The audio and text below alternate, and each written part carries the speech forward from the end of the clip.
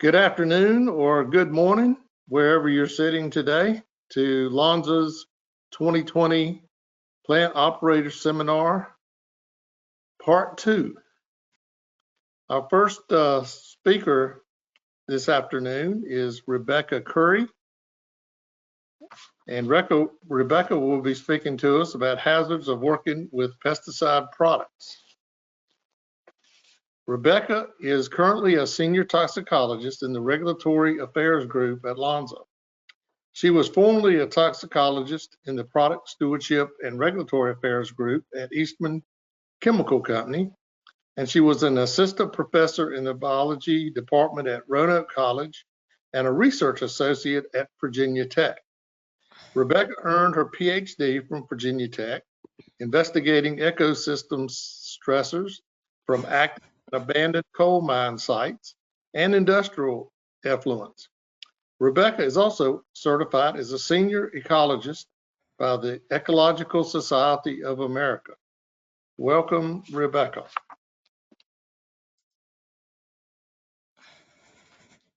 Thanks, Grady. Well, I hope everybody enjoyed the first half of the training sessions this morning. As Grady had said, we're going to talk about the hazards of working with pesticides. So when we talk about the hazards of pesticides or industrial chemicals, we're really referring to taking into consideration the adverse effects that can potentially cause harm to humans or the environment. Generally, these adverse effects are already known for these registered products for both, again, pesticides and industrial chemicals. And SDS is the key for being able to have an information source to understand what these hazards are. In addition to understanding the risk of exposure, the SDS is also going to give you information on safe handling, transport, disposal, which I'm sure most of you are familiar with. But it's important to, I think, to have a little bit more of an understanding of what do we really mean when we're talking about adverse effects or hazards. When you look at these SDSs and it tells you that it's a mutagen or it's an inhalation toxicant, or what are we really talking about when we're considering those hazard statements? And so we're going to talk a little bit about where some of that information is coming from and what the EPA does with it in order to determine risk to ensure that a lot of these chemicals are safe. In the next presentation, Terry will talk more in detail about safety data sheets and what some of the signal warnings are and things like that. So we won't really cover that today. We'll stick with hazards. And I apologize for that. They told me not to have any extra noises and things around. And I actually think the pest control guy has just rung my doorbell. So that's kind of the little special irony for me today. So as I already said, I know most of you are familiar with the SDSs, and we really have this emphasis on making sure that you're reading the label, that you're understanding what the signal words are. You've probably seen the pictograms. Pictograms are nice because they're a fantastic way to take a quick look at a label or an SDS and kind of understand if you should have some type of level of concern. There's 9 total. 8 of them are required in the US. The dead fish, dead tree one is something that Europe is pretty particular about. EPA doesn't always require it. And this one happens to be for human health, and it indicates if it's a carcinogen, a sensitizer, if it has toxicity issues. So it's good to be familiar with those. Even beyond just in the workplace, since that's kind of what we're talking about today, it's important, I think, to take into consideration what's on the labels when we're using a lot of these products, even at home. Even myself, I have a tendency to be a little lax sometimes when I'm working with some of these. I managed to splash myself in the face with the weed killer product glyphosate this summer, and I was standing there thinking, well, what should I do about this? I wasn't wearing safety glasses like I was supposed to be, and I thought, well, you're a toxicologist, the hazards of glyphosate, you know that it's not really that toxic to humans. Humans aren't a target species and things like that, so it's not that big of a concern. But then again, there are potential for sensitization and other things. So then I immediately went in and took the soap just like it says and washed my face and things like that. But it's important to kind of have an understanding in how to deal with some of these chemicals, even beyond just the workplace exposures. So we're going to talk about hazards from the standpoint of risk and what it means to you and what type of information is driving the registration of these products and then that ultimate determination of risk. Whoops. For the agenda, just to give you an idea of some of the things that we're going to touch on, this is going to be very high level because I know it's there's a lot of training and presentations going on today, and it's a lot of terms and things for everyone to understand. So we'll keep things kind of high level. So we're just going to have a general overview of pesticides. You've probably already seen a lot of this information, but we'll just go over some of it again. We're going to talk about toxicology, exposure, and how those data are used for the estimate of risk for both the human health and the environment. Talk briefly about pesticide product registration. We'll discuss acute versus chronic toxicity and some of the endpoints that are used that are developed from those types of studies and how they may be used for risk assessment. We'll talk just briefly about ecotoxicology and environmental fate. So that'll be the environmental part. We'll talk a little bit about human health and some of the studies and endpoints that are derived to assess human health and the toxicity potential from pesticides. What's a dose response relationship? We'll look at a graph and briefly discuss that. Talk about hazard. We'll talk about exposure after that. So dermal exposure, eye, and oral, which would be ingestion and inhalation exposure. And then we'll talk just briefly about human risk assessment, some of the hazards of pesticides and symptoms, and then we'll briefly touch on hazards of wood preservatives. So we'll just start out with a brief definition. This comes directly from the EPA. You'll see this many times when you talk about pesticides, but any substance or a mixture of substances that are intended for preventing, destroying, repelling, or mitigating any pest. So if you want to kill it, most likely you're using a pesticide. There are also substances or mixtures of substances that are used for plant regulators, defoliants, or desiccants. So a common example is a plant growth inhibitor. They're used frequently in crops such as oats and wheats and barley, and the job of it is to keep the plant from growing. If you have wheat and it's tall and it's real thin and it's wispy and you have inclement weather, if you've got high winds and rains, a lot of times they'll lose those wheat crops because they fall over. But in many cases, we can use a plant growth inhibitor and it'll keep that crop short and more stout, and it's a little bit more resistance against being blown over. They also use it in horticulture for ornamental plants and things as well. And it originally was designed as an ornamental plant product, but then the use was changed and someone determined it would be another a useful product in crops.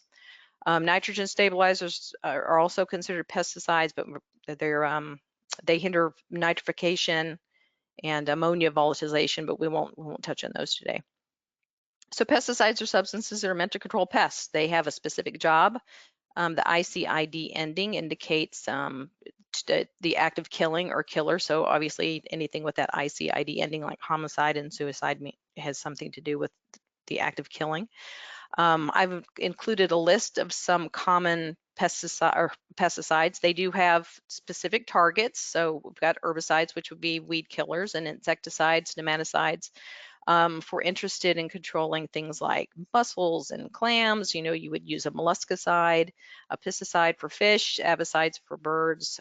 Most of these are familiar to us, rodenticides, which would be mice and rats or rodents.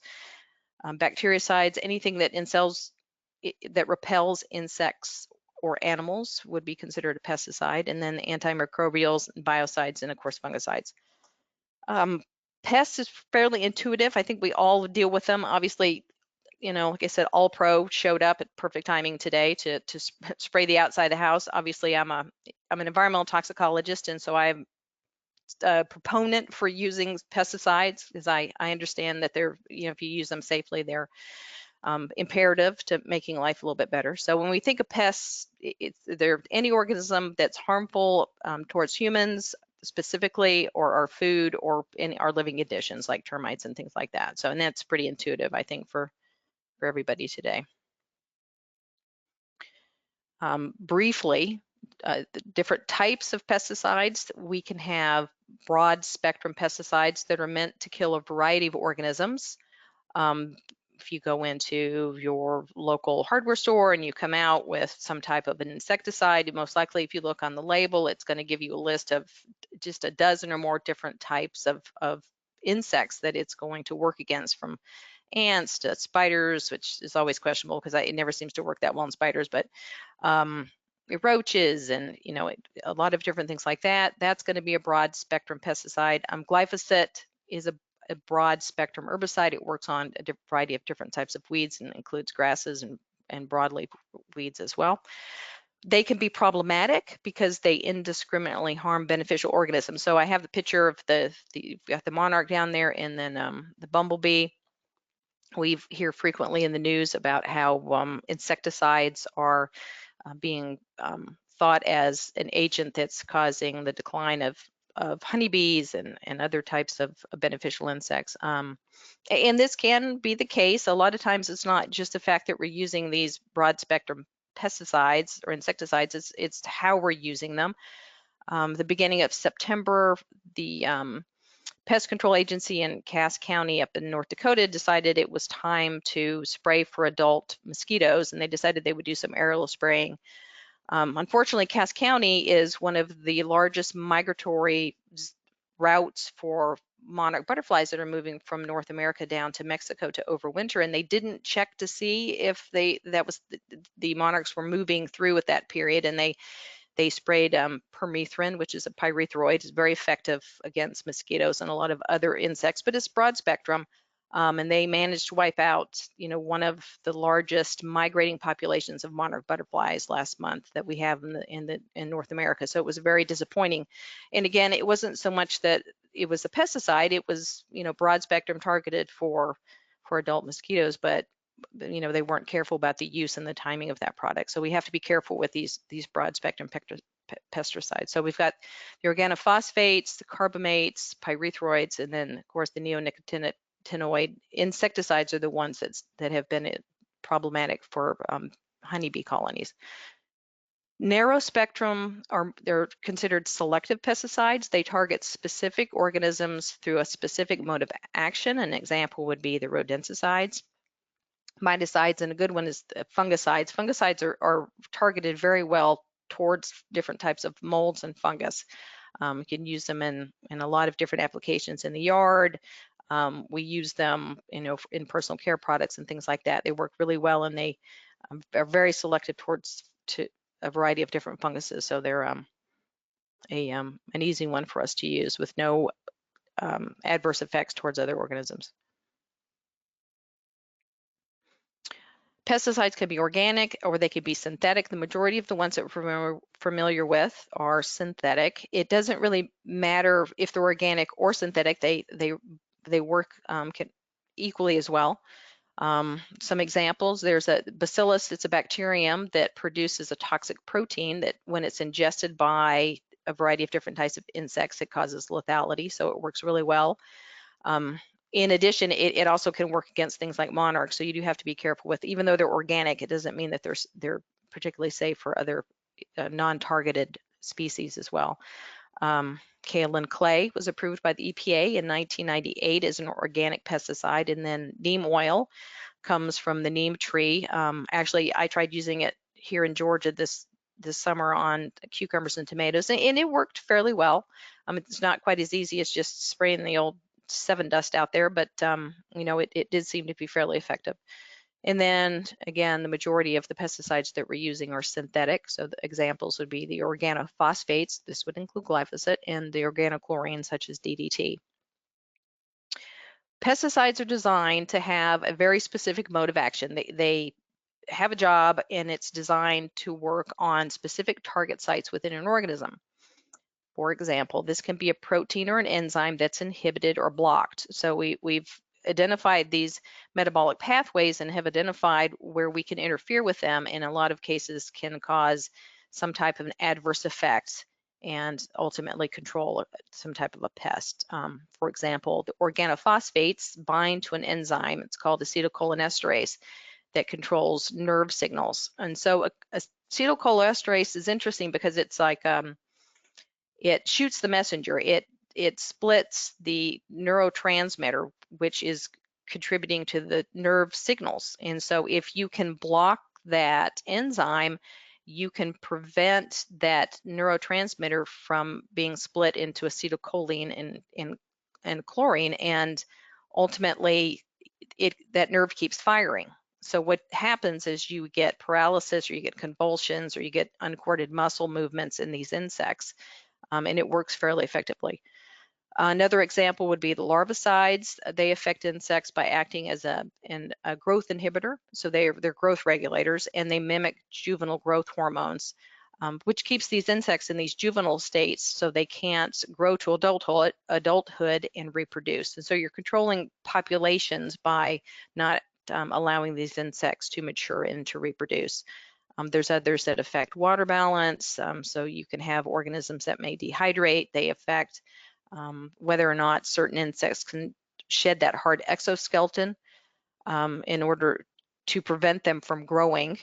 So that works as well. And we have a lot of pesticides or insecticides that work well against insects because we have a fairly good understanding of their physiology, and they have these certain steps that we can interfere with to help to control them.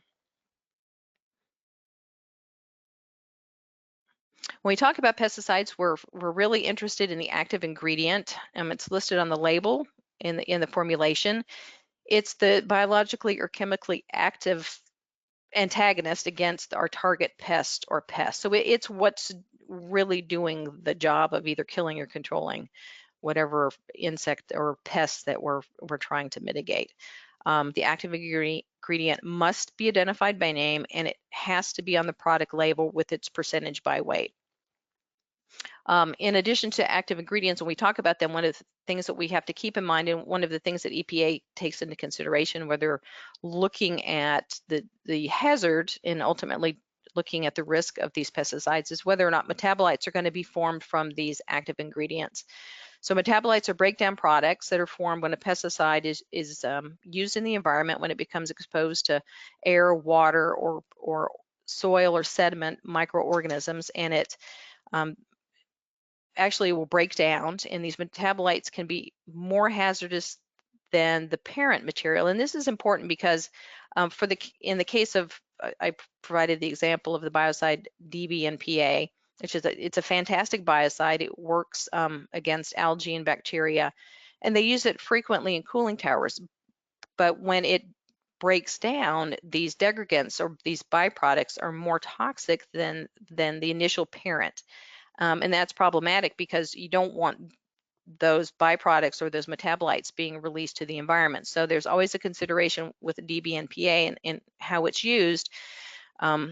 Based upon this additional toxicity, after it's done its job, you have to manage that. And in most cases, you have to make sure that it's being treated properly before it can be released into the environment.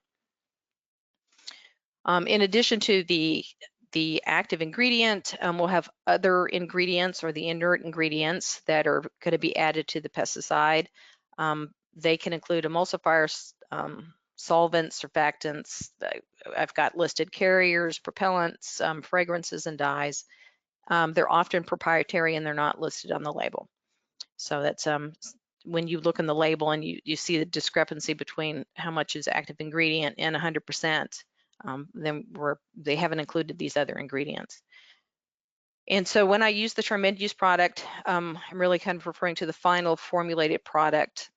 So this would be when you look at the label and it doesn't state that it can be manufactured or formulated into another pesticide product. We're looking at the end-use or final formulated product.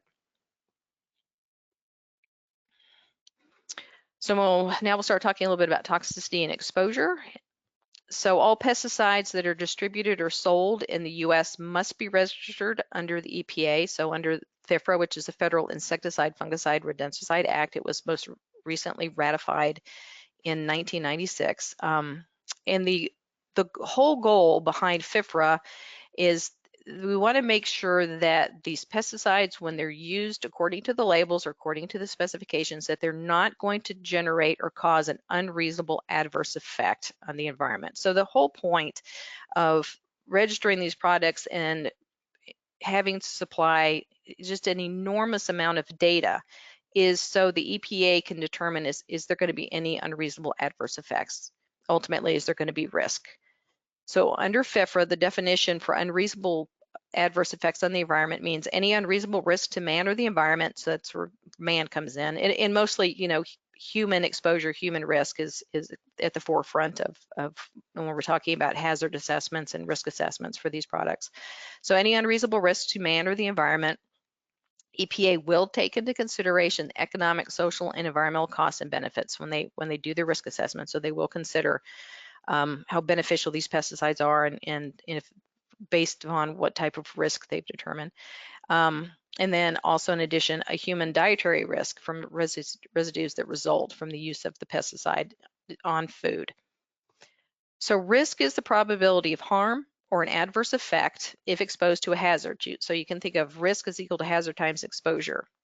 And when we talk about hazard, for the remainder of the talk, we're really talking about toxicity.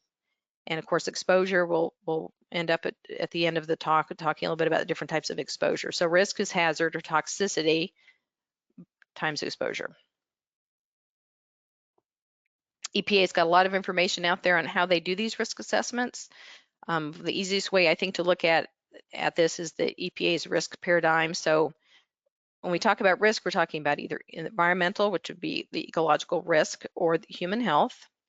And there's a basic data set or information that's required to do these risk assessments. So how much of a chemical is present in an environment, how much contact occurs between a person or an ecological receptor and the pesticide. An ecological receptor is a bird, a bee, fish in an aquatic environment. And what is the inherent toxicity of the active ingredient? And so when we talk about hazard, that's what we're talking about, is what type of inherent toxicity has been determined for this particular active ingredient. Where does all this information come from? Well, the registrant, the company that wants to register the pesticide, is going to be responsible for providing information. This could be for a new product registration or re-registration of an existing product. Pesticides are going to be reevaluated for safe use every 15 years. Or new applications are going to be reviewed. And so information is generally going to be required by the EPA every time they go through a re-registration or it's a new product. The circles down there on the right kind of give a high-level overview of how the EPA does this risk. They're going to be interested in hazard identification. This would be collecting hazard data or toxicity data on the active ingredient, in addition, frequently the formulated product. They'll do an exposure assessment and look at all the potential ways that the environment and humans have the potential to be exposed to this pesticide. They'll take the hazard information and they'll develop a dose response assessment. So they're going to have to take all this information that they have on this pesticide or this active ingredient, and this applies to industrial chemicals as well. And they're going to have to make that information relevant for humans. So they're going to have to do this dose response assessment. So they are making sure that if you've got, as you can imagine, rat and rodent and fish data, well, somehow we have to make that relevant for the environment, and we have to make those mammalian studies, that information, relevant for determining risk for human populations. And ultimately, they come up with a risk characterization. And this will include appropriate safety factors as well, because we always want to be very conservative. And once they have their risk characterization, they're going to develop some risk management decisions, and they'll take into account what type of control options they have. If it's something that's really toxic and it may be persistent in the environment, maybe it's something that they're required that's used in a closed system, so there's very limited exposure to people in the environment. They'll take into a variety of legal considerations, and again, they'll take in a socio and economic benefit, cost benefit as well, and they'll come up with a final decision on the risk for this particular pesticide or active ingredient or industrial chemical. So how do they go through all this? Well, they're going to look at all the existing toxicity data. So if it's a new product registration, then obviously you're going to be required to submit an enormous amount of data on a variety of different species and physichem properties And fate, what happens to your active ingredient if it's released into the environment, will it persist over a long period of time? And all that information has to be supplied to the EPA, and they'll also be interested in manufacturing processes. So the very beginning to the very end of the process where you're selling this material, and even waste material. What are you going to do with the waste material? All these manufacturing processes will be evaluated for exposure to workers and potential exposures to the environment. So from rail car cleaning to washing of vessels to discharges to the wastewater treatment plant, all of that is going to be considered in their risk assessment. If you don't have enough data, say it's a re-registration and there's new uses, or the EPA feels that there's potential for more toxicity or exposure, they'll ask for additional studies. They'll also take into account application rates, frequency, timing, and method of application. They'll look at the crops and pests that are going to be treated. How is this material stored on sites? How does it get disposed of at the end of life, or any leftover material? Does it go to incinerator? Does it go to the landfill? Does it go through the wastewater treatment plant? But all testing has to be conducted following appropriate guidelines. It has to follow good laboratory practices, and it results in a final report that the agency gets to review in order to determine if it's valid. So you can imagine that we have a lot of older pesticides and testing was done 20 years ago. Well, the EPA may come back during a re-registration and say, well, this study is 20 years old and we're not really comfortable with the analytical validation of the test material when it was going through the study, and they may ask you to repeat it. So at any point in time, you can be looking at having to repeat a lot of these studies as well. So from innovation of a new molecule, so going from, say, the laboratory benchtop, and you've developed this new molecule for this really great pesticide, all the way to market can take up to 10 years, and it can cost millions of dollars. And so we're talking about efficacy testing, and you're talking about in-field testing and human health testing with a variety of different types of mammals, and you're talking about environmental testing and fate testing. It can take a long time to get these studies completed, and it can cost a lot of money. If you don't start from a new molecule, and you say you start from an existing active ingredient and you've decided you've found a really good new use for it, then you don't have to provide as much data, but you're still going to be required to do some new testing. So the toxicity data required for the DCI for either human health or data call-in for the human health or the environment will be determined by the characteristics and potential exposure of the pesticide. And testing is always conducted on the active ingredient, and at times you'll be asked to do the formulated product as well. Okay, so now we'll talk a little bit about hazard, and then we'll move into exposure here in a few minutes. So when we talk about toxicity data, you'll either hear acute toxicity or chronic toxicity. And if you look on the SDS, you'll see that as well. So acute toxicity refers to short-term exposure. So these are endpoints that are generally reported based upon lethality or mortality if you see any of your test organisms die during your testing, or immobility or impairment. So we don't always have to use lethality as our endpoint. For some invertebrates and for some mammals, we're just looking at impairment. So we're looking for that adverse effect, but we don't always have to go all the way to lethality to get an endpoint that's useful to us. The durations are usually 24, 48, 72, or 96 hours. So usually you can run these studies during a work week. An exception would be inhalation. There are a few exceptions. Inhalation is one where the exposures are oftentimes limited to 4 hours. So there's some variability in these study guidelines. These are often single dose, but if there's the potential for exposure or worried about there being toxicity, we can run them as multiple dose studies. So we would consider them repeat dose. If it's aquatic, it's a lot harder to do that. A lot of times are putting your pesticide, your active ingredient, into a food item for these mammals if you're doing human health testing. But for the aquatic environment, it's a little bit different. So we're having to put this stuff in water, which can be somewhat challenging. And we can conduct these aquatic studies if we need to as a flow through in a flow through system, or we can have a renewal period where you actually make up new concentrations and then you transfer your organisms over to a new vessel. So these endpoints are reported as a time-based effect concentration that shows an adverse effect 50% of the test organisms. In the old days, you could just do an XY graph and you could do an interpolation and you could determine where that 50% would be. Nowadays, we have these nifty little software programs that do that for us. If we're talking about lethality, we report it as an LC50 value, so where you have killed half of your test organisms starting at your highest dose and looking down, how far down do you have to go where you have that 50% cutoff. If we're just reporting it as an adverse effect, we call it an EC50 value. And if we're looking at human health testing, we're reporting them as an LD50, or a lethal dose that impacts 50% of our test organisms. We can have subchronic testing, which we'll talk about under human health hazards in just a moment.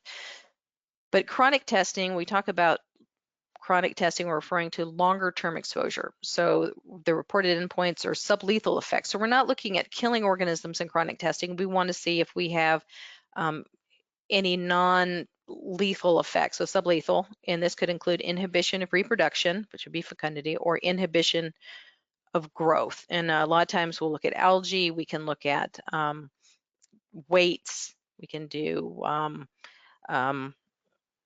the number of, if we're looking at plants, we can do biomass as weight of plants, or we can look at leaf formation. There's a lot of different ways that we can look at these sublethal endpoints. They're different than LC50 values. They're determined statistically compared back to the control organisms. And we usually report them as a no observed effect level. It could be a no observed effect concentration. This would be where we had no statistically significant difference for that endpoint compared back to our control organisms.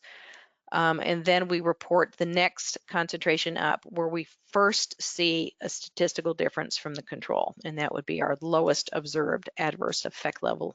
Sometimes they're reported as concentration, so you can have a no-L or a low-L or a no-EC, which would be a no observed effect concentration. So they're very similar, but somewhat interchangeable depending upon how you're dosing your studies. So if we look at hazards specifically for the environment, we consider this, we call this ecotoxicology and environmental fate studies. And so ecotoxicity includes both aquatic environments and terrestrial environments. So we have aquatic toxicity, where we would look at fish, invertebrates, and algae in both freshwater and marine species and aquatic plants.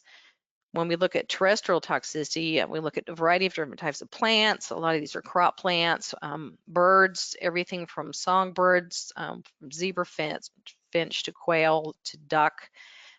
Bees are very important right now.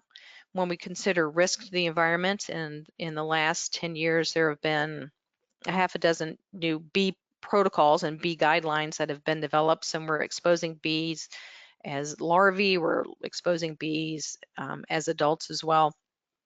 So it's become really challenging to keep up with all the new requirements for bee testing. We can look at earthworms, we look at arthropods. So there's a variety of different types of test organisms that we can utilize in these tests to try to determine what type of risk we may have to the environment or to these organisms. And when we generate these environmental data, we end up calculating an environmental effect concentration. So we'll end up with a concentration that we don't want to exceed in the environment in order to be safe. And this is generally based upon a different type of application and potential exposure to the environment. When we talk about environmental fate, which is just as important as toxicity to humans and to other organisms, we're talking about the potential for biodegradation, which is a really critical endpoint for industrial chemicals and pesticides. When and if this material moves through a wastewater treatment plant, we want to know, is it going to degrade into something that's completely safe by the time that wastewater is discharged to the environment? So we have a suite of different types of biodegradation studies where we will expose our test material to microbes in sludge from wastewater treatment plants, and we'll determine if they cause any inhibition or harm to those microbes. And if those microbes can break down our test chemical into CO2 and water. So we're looking to see if it's biodegraded into just very benign molecules. We consider hydrolysis. Is it going to be stable at varying pHs, or do we see it hydrolyze into something else? We look at soil and sediment metabolism to see, is it metabolized by soil and sediment microorganisms? Does it persist in these compartments? We look at absorption. Is it going to stay absorbed? If it's you're using some type of wastewater and you've decided that you're going to spray it on crops and things, is it going to have anything in there that's going to absorb to the soil and sediments? Or if this material gets into a stream system, does it ultimately stay in that sediment compartment, or is it mobile and continue to move through the environment? And we're interested in activated sludge studies to make sure there's no potential harm to the organisms in the wastewater treatment plant. It's very similar to the biodeg, but biodeg is really looking at whether or not it's going to break down in a certain period of time versus activated sludge studies, which will report an EC50 value for toxicity. We're interested in bioconcentration. I mean, nobody wants any of these things to bioaccumulate up the food web. And we also are concerned with any endocrine potential as well. So the EPA is going to evaluate all of these things to make sure that we're not seeing any potential persistent and adverse effects in the environment. For human health, we look at acute toxicity. This would be through oral administration in a short-term study. We look at irritation and sensitization, and we evaluate this in what's called a six-pack. And this would be to mammals, so actually exposed living organisms. So we look at oral toxicity, dermal toxicity, inhalation, and then we look at eye irritation and skin irritation, along with skin sensitization. When we talk about irritation, we're talking about an injury to the dermal surface and the corresponding response of your body to repair that. So if you come in contact with, or you get something in your eye, say you're working and you get a chemical on you and you get some type, it's corrosive, you get a burn or it's an irritation, and ultimately your body's going to try to repair that. If it's not too severe, it's reversible. And it's a healthy response of your body. You may get a rash, you may form a scab, but your body reacts to it in a healthy way. It's usually fairly quick, happens quickly after the exposure. Versus skin irritation. Skin irritation is an immunological response to something coming in contact with your skin. It could be something that's harmless, like poison ivy. Realistically, it's a harmless oil until it comes in contact with your skin, and then it binds to the protein in your skin layer, and your body sees that as something foreign, and it responds to that. It's going to try to attack that foreign object or that foreign complex that is now in your skin layer, and you ultimately get that immunological response where you get the rash and you get the oozing, and and it will last or persist as long as that oil stays bound to that oil protein complex stays together in your skin. Over time, it breaks down, usually takes 7 to 10 days. But that's an immunological response. And some people don't respond as badly to it as other people, but you can become sensitized to it over time. So as you've gotten older, if you find that poison ivy has become your nemesis, more so than it used to be when you were young, then you've become sensitized to it. So there's two different things. So it's more of a healthy, immediate response to an injury. We're talking about irritation. Skin sensitization doesn't always happen immediately. Think about poison ivy. It can take several days for this response to occur. And once it gets going, it can last for a certain period of time, but it's not the same as irritation. All of these studies, the data from these six-pack, provide the initial data that are used for classification and the precautionary labeling that we see on the SES. We do have a variety of subchronic studies as well. These are repeated exposures. They're usually over a 28 or 90-day period, so we would call them a 28-day or 90-day repeated dose. We can conduct these in multiple species, from mice to rats to rabbits. We can look at multiple routes of exposure, oral, dermal, or inhalation. But these are a little bit different than the acute studies because they include an evaluation of body and organ weights and generally a necropsy to examine organ and tissue health. So we're going a little bit more into depth to look at these adverse effects. We're not necessarily looking at where do we see mortality with these organisms, but we want to see, are there other adverse effects above and beyond just looking at the overt initial toxicity. We also have genotoxicity studies. These would be called the genotox battery, and they include an Ames test, which ultimately looks at, it's a bacterial test. So we're looking at mutation to the genetic material, so changes in the DNA or effects on the chromosomes. And so the Ames test uses bacteria. And we also have the in vitro mammalian mutagenicity studies as well. This would include exposure of specific cell line or lymphocytes. So these are test tube studies that will look at the changes in the genetic material, but we're not looking at whole organisms. So we're usually just looking at some type of a cell line. And then the chromosome aberration studies as well, in addition, would look at changes to chromosomes in a cell line. Sometimes they use hamsters, sometimes they use blood cells and things like that. So these are all test tube benchtop type studies. And then we have longer term chronic testing above and beyond the subchronic. This would look at long-term effects and include developmental impairment and damage or changes to reproductive organs or fecundity. So you get into these multi-generational developmental studies. You're specifically looking at generational data in rats or mice, mostly rats. You may expose adult organisms and then mate them and then see what happens with the pregnant females and looking at the pups to see if they develop and they're healthy, if they look healthy during their development. And we'll also look at neurotoxicity testing, which would look at effects on the nervous system. We'll look at longer-term mutagenicity testing to assess the potential of longer-term cell damage or damage to the genetic material. Just like with the environmental testing, we've got endocrine assays for human health as well. And then the cancer studies are considered the longest term and the most expensive to conduct, and they're usually conducted over a year or more time period. So they can be very time consuming, costly, and sometimes difficult to interpret as well.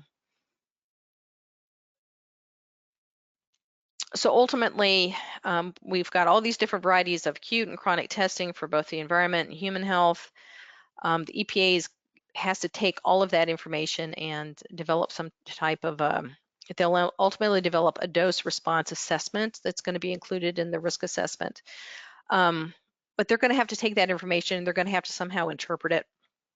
I just threw in this dose response relationship curve just to kind of give you an idea where some of these endpoints fall. So at LD50, which I had included in a slide earlier, is the lethal dose to 50% of the test organisms. It generally comes from an acute study.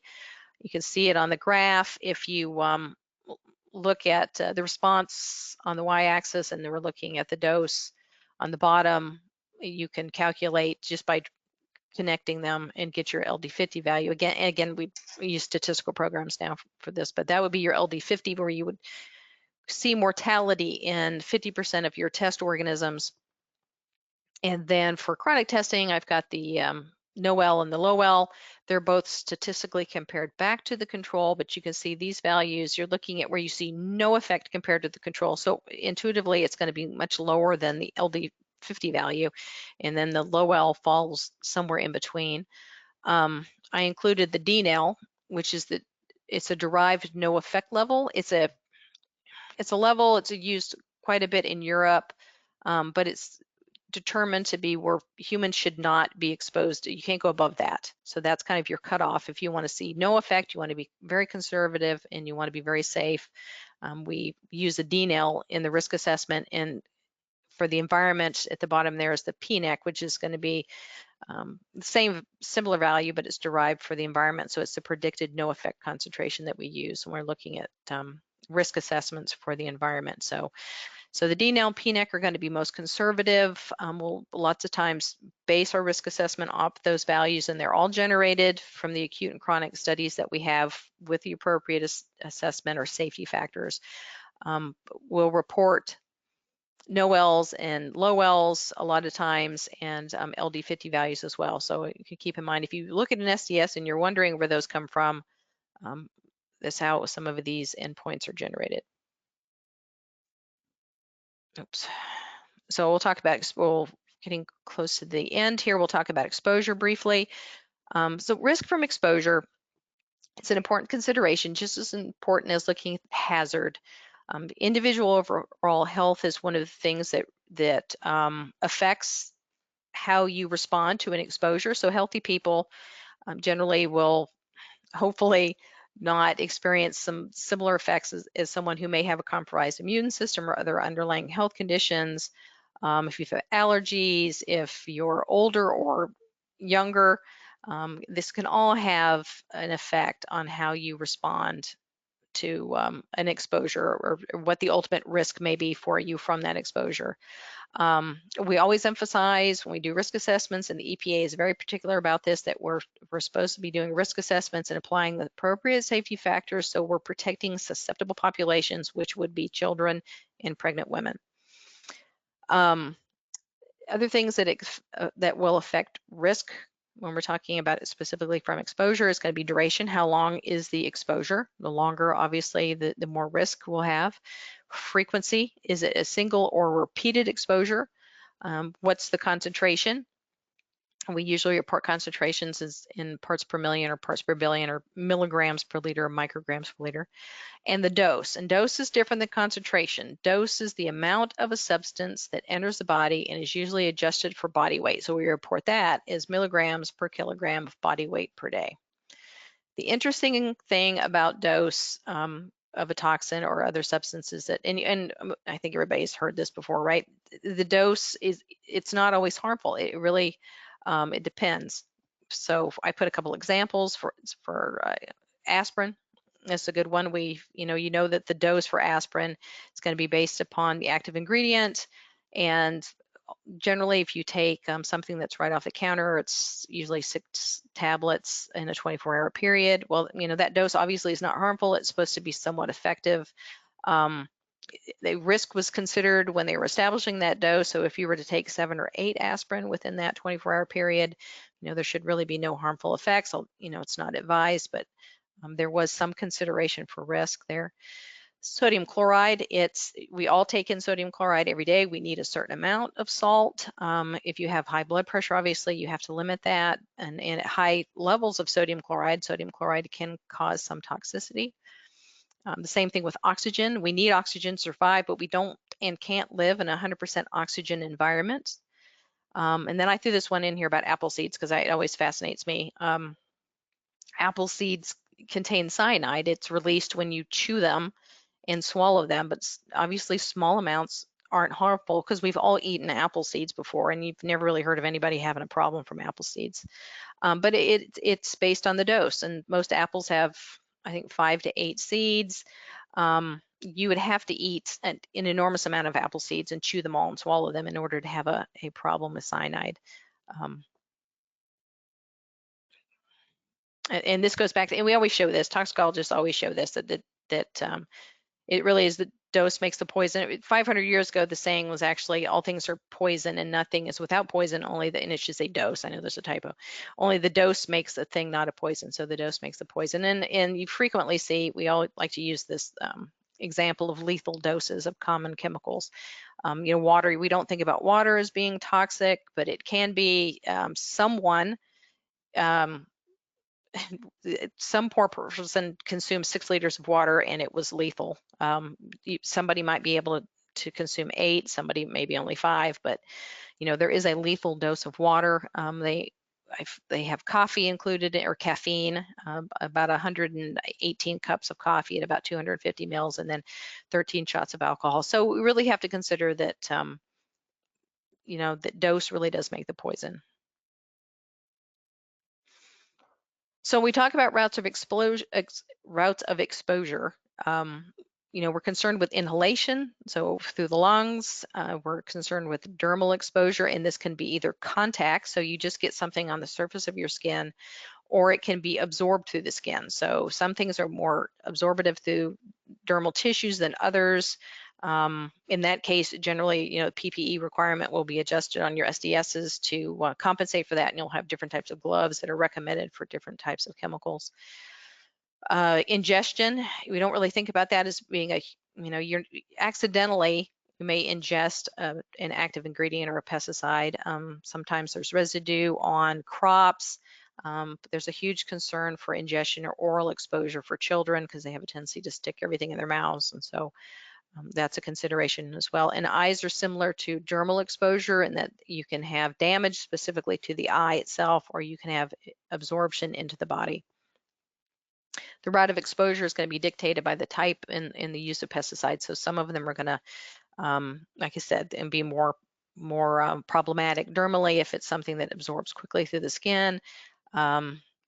It could potentially be something that's in a powder or it's a liquid. It just depends. And how are you using it? Is it something that's being sprayed by hand? Is it being sprayed by truck? Is it, being moved in totes? So all that is going to affect the potential for exposure. Dermal exposure is the most common for applicators, but inhalation exposure, although less common, can pose a more serious risk. Okay, so for human health risk assessment, we kind of went over this earlier, so we won't spend much time on this because we're getting to the end. If you remember back to the EPA, the paradigm, we talked about hazard identification, so looking at the toxicity.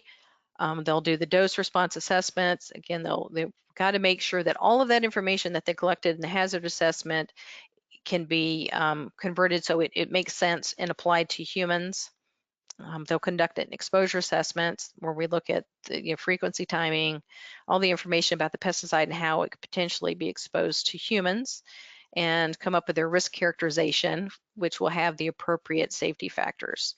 So the whole goal of doing the risk assessment is the risk management. Okay, and risk management is ultimately going to be EPA's guide on how you can use this pesticide and how can it be used safely. So it's going to include the appropriate hazard warnings on the labels, PPE requirements. There may be restrictions on volumes or uses or applications.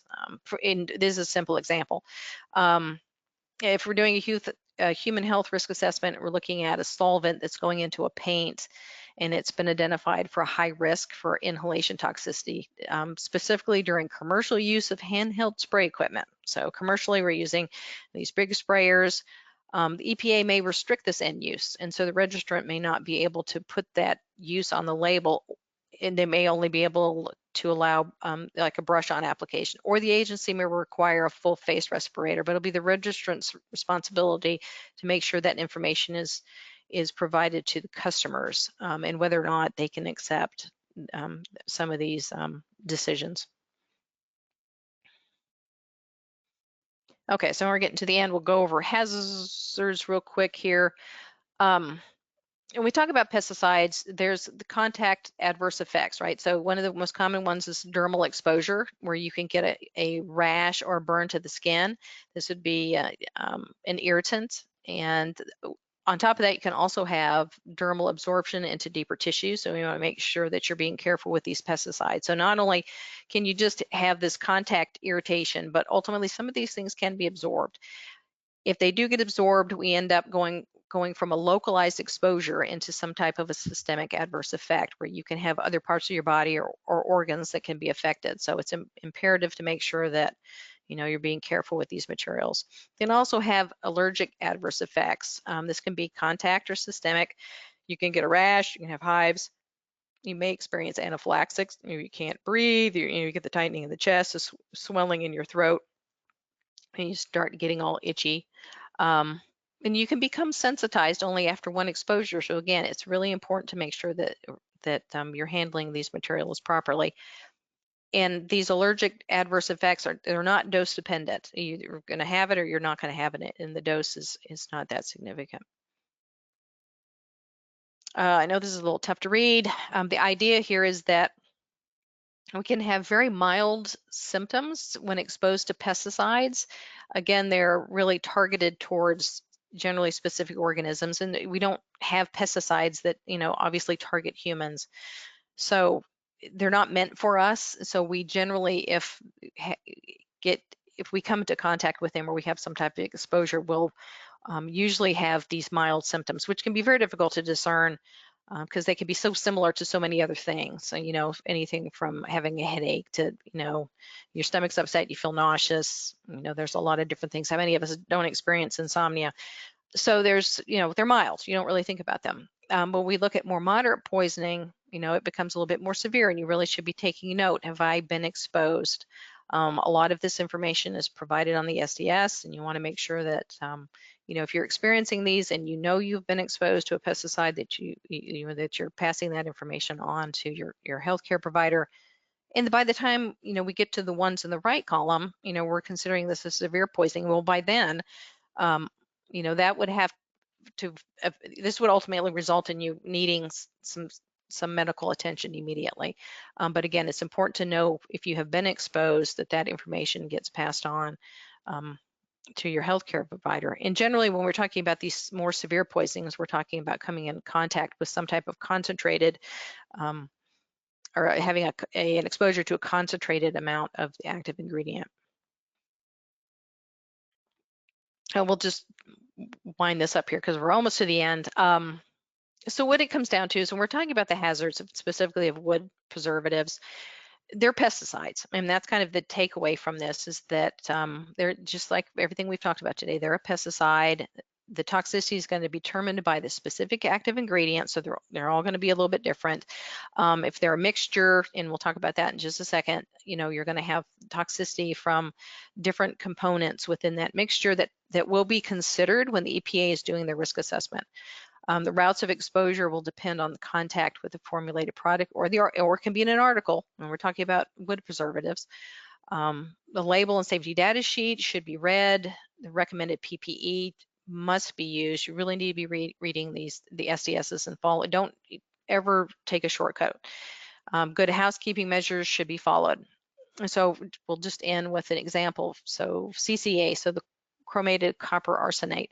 So we're looking at, it's kind of a combination of chromic acid, arsenic acid, and copper oxide. Years ago, the uses weren't restricted. There were more residential uses. I think it was about, Terry was here, she'd probably correct me. I think in 2003, some of the restrictions were placed on residential uses. And the reason was because there was toxicity that was coming from different components within CCA. So copper has low toxicity to humans, but it can have negative impacts on aquatic organisms due to toxicity. It's used to control algae and bacteria and things like that. Chromic acid, when you talk about chromium, toxicity becomes a little bit more complicated. But for arsenic's fairly straightforward. Arsenic is toxic to human health and the environment. And the DNEL, which we talked about, the derived no effect level for arsenic is only 12 micrograms parts per billion arsenic per meter cubed for inhalation. So it's very toxic.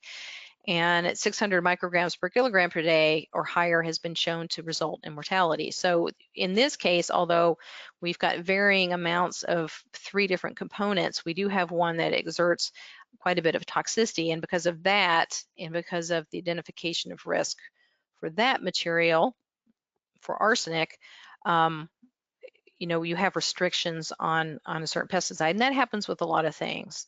And this would be the SDS for arsenic. I did not throw the one up here for CCA, but the point is, make sure that you're reading Section 8 of the SDS and that you're following all the proper PPE requirements, and that you're understanding when you're looking at the labels and the SDSs that you kind of have an understanding of where some of these hazards are coming from, and making sure that you're working safely.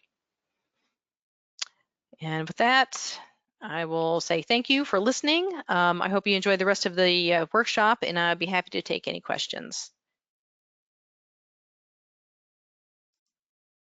Rebecca, I have one question that's come in, and that is Lonza working on any products that are being evaluated or reevaluated?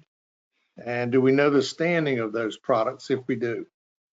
So the re-registration process is always ongoing. It's for all I think products that were registered prior to 2007. So yeah, we're always looking at data call-ins for a variety of different products, and it's an ongoing process. I don't think it ever really comes to an end. So the answer would be yes. We do get re-reviewed for registrations, and we do take those very seriously, and we do actively participate in those. We do get data call-ins for a lot of our products, just like every other company like Dow and Eastman. So yes, we do. Okay, thank you very much. Appreciate that. I want to remind everybody that if you have any questions, go to the panel upper right and just click on questions. We'll be glad to answer them as best we can. Our next topic is pesticide labeling. Terry Moko will be giving that presentation. And a little background on Terry, she joined Lonza in 2014 and now serves as Senior Manager of the Regulatory Affairs Americas for Lonza. Terry has nearly 30 years of regulatory experience with wood preservers. Her responsibilities include securing and managing pesticide registrations in the Americas and ensuing compliance with all applicable pesticide regulations in these regions. Terry is a longtime participant of the American Chemistry Council, Biocides Panel, and Panel Task Forces. Terry is chair of the Arsenical Wood Preservers Task Force and an active member of the Antimicrobial Exposure Assessment Task Force number 2 and the Copper Task Force. Terry has a Bachelor of Arts degree from the State University of New York in Communications and Political Science. Welcome, Terry. Thank you, Grady. Before I start my presentation, I think I can just to follow up a little on the question that was asked to Rebecca. The cremated arsenical registration review case is in the stage of where the risk assessment had been issued. We have, as the Arsenical Task Force, which all 3 major registrants of CCA belong to, we provided comments to the agency, and we have met with them to discuss those comments. And we actually have another meeting that we hope to have scheduled soon with them. So that is in registration review. Other products that the participants in the seminar are familiar with, the mold inhibitors, OIT, DCOIT, MIT, CMIT. They currently have risk assessments issued for them right now, draft risk assessments that are open for comment. Comment period ends on those in November 10th. And I think in the copper, copper itself has already completed the registration review process, and a final decision document was issued, has already been issued for copper and copper compounds. I'm trying to think what other ones. I think that covers the majority of the actives that the wood preservation industry would be interested in. If anybody has any questions regarding those registration review cases, just feel free to give me a call, and I can try to answer those for you. But today I'm here to speak to you on pesticide labeling.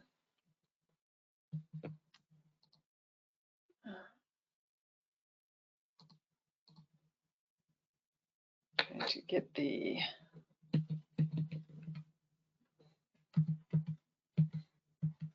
excuse me, just trying to get to, okay. All right, so today we're going to talk about pesticide labeling. Anyone who uses a pesticide product needs to have an understanding of the product they're using. They need to read the product label. And I know you've probably heard that more than once today, but it is very important. And the reason it's important, we'll discuss, and what goes behind the writing of a pesticide label. What's the information that goes into making up the label that you would see on your tote or applied to your storage tanks, or if you're buying a spray of bug killer in the store, what information is used to come up with the language on that label. We're also going to discuss reading a pesticide label, the various sections of the pesticide label. EPA requirements are that all labels have certain elements and in certain orders and locations on the label. And you also need to understand directions for mixing and loading, application, storage, and disposal, which are all required sections of a pesticide label.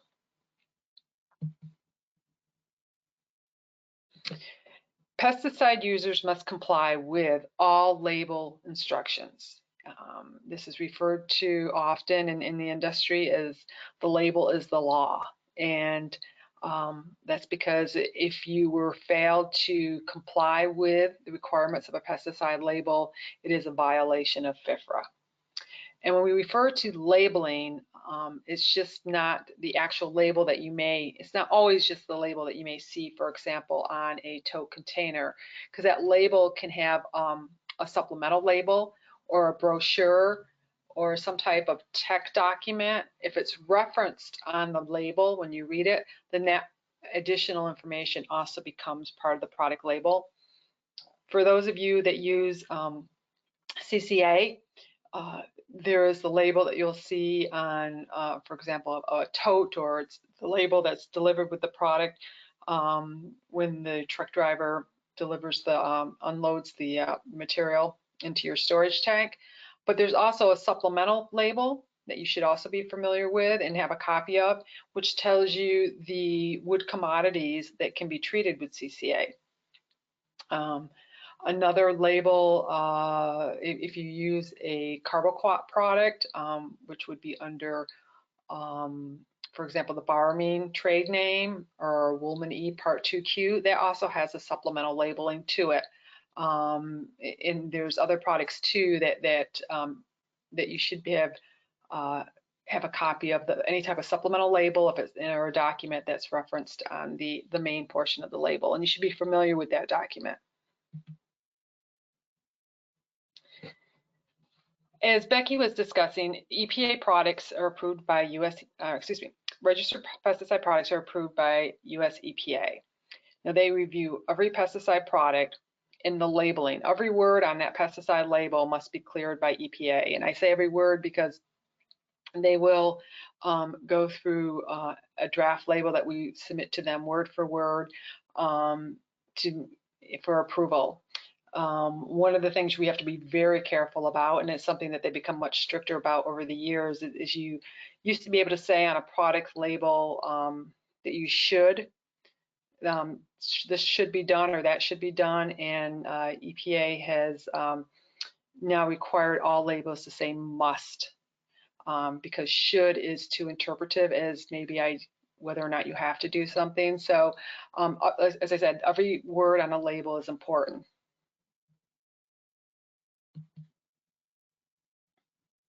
So what does it take to register a new pesticide? As we just discussed, it takes a lot of testing. Not only testing on the R&D side of the company that wants to use the product to make sure that it will do what they want it to do, but also then all the testing required in order to have the product approved by EPA. And as we discussed, it's if it's a new molecule, then it will require much more testing than if you're registering a product that's a mixture of established active ingredients for the uses that they're already registered for.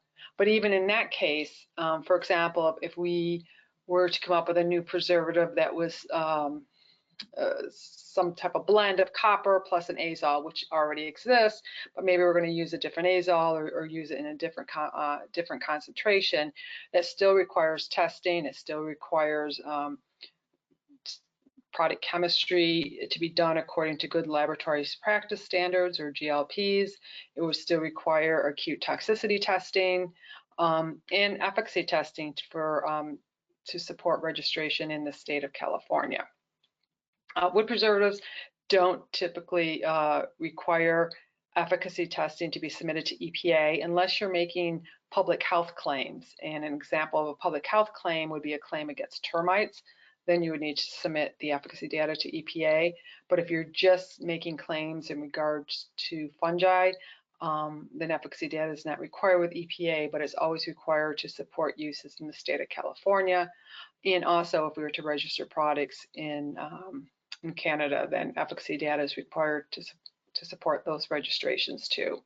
But really, what we're just talking about, it requires data, it requires time, and it requires money in order to get a new pesticide product registered.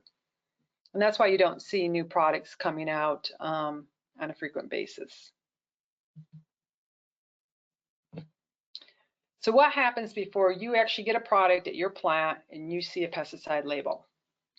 As we mentioned, you have toxicity testing, product chemistry, efficacy, and also, as Becky had mentioned, you have to often look at degradation, the breakdown of that product. We have to look at residue. One of the requirements associated, especially with new actives and new preservatives, is the dislodgeable residue off a piece of treated wood. You know, when you have hand contact, what type of residue could potentially come off with your hand? And the reason that's important is not only because it's exposure to the individual touching it, but also when you're looking at, if you remember, Becky had mentioned what are the most the two individuals that they look at mostly because of their high risk is pregnant women and children. And what do children do? They touch wood, they touch things, and they put their hands in their mouth. So that's so EPA is very interested in residue that could potentially be dislodged from a piece of wood, especially if it's going to be used to make picnic tables and decking. And EPA reviews all this data, and then from all this data and their risk assessments and their review of potential exposure, they come up with a label language that you end up seeing when you get the label at your plant. First, they need to know how poisonous or dangerous is the pesticide to the humans, to the wildlife, or to any non-target organisms.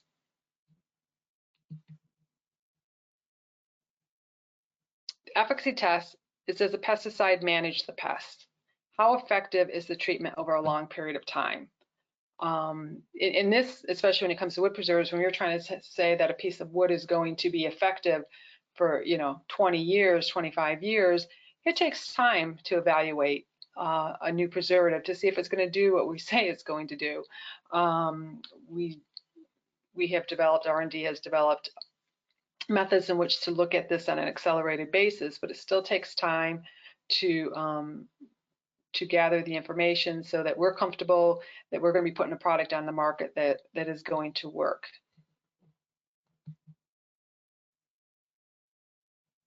As I mentioned, in terms of degradation, mobility, and residue tests, what gets dislodged from a piece of wood? Something I haven't mentioned yet is what gets leached from wood. That is something that EPA is very concerned with in an aquatic environment, is what amount of chemical is released from a piece of wood that's been completely submerged in water. How does that differ between freshwater and marine environments? So these are all things when it comes to a new pesticide, or even when their EPA is looking at reviewing our existing pesticide products, that they need to know to determine whether or not they have to put any type of mitigation steps in, which could result with some restrictions on your product label. With our copper products, this is something that we've worked with EPA a lot on in terms of potential leaching of copper into aquatic environments, because it's a known problem for the metals in aquatic environments.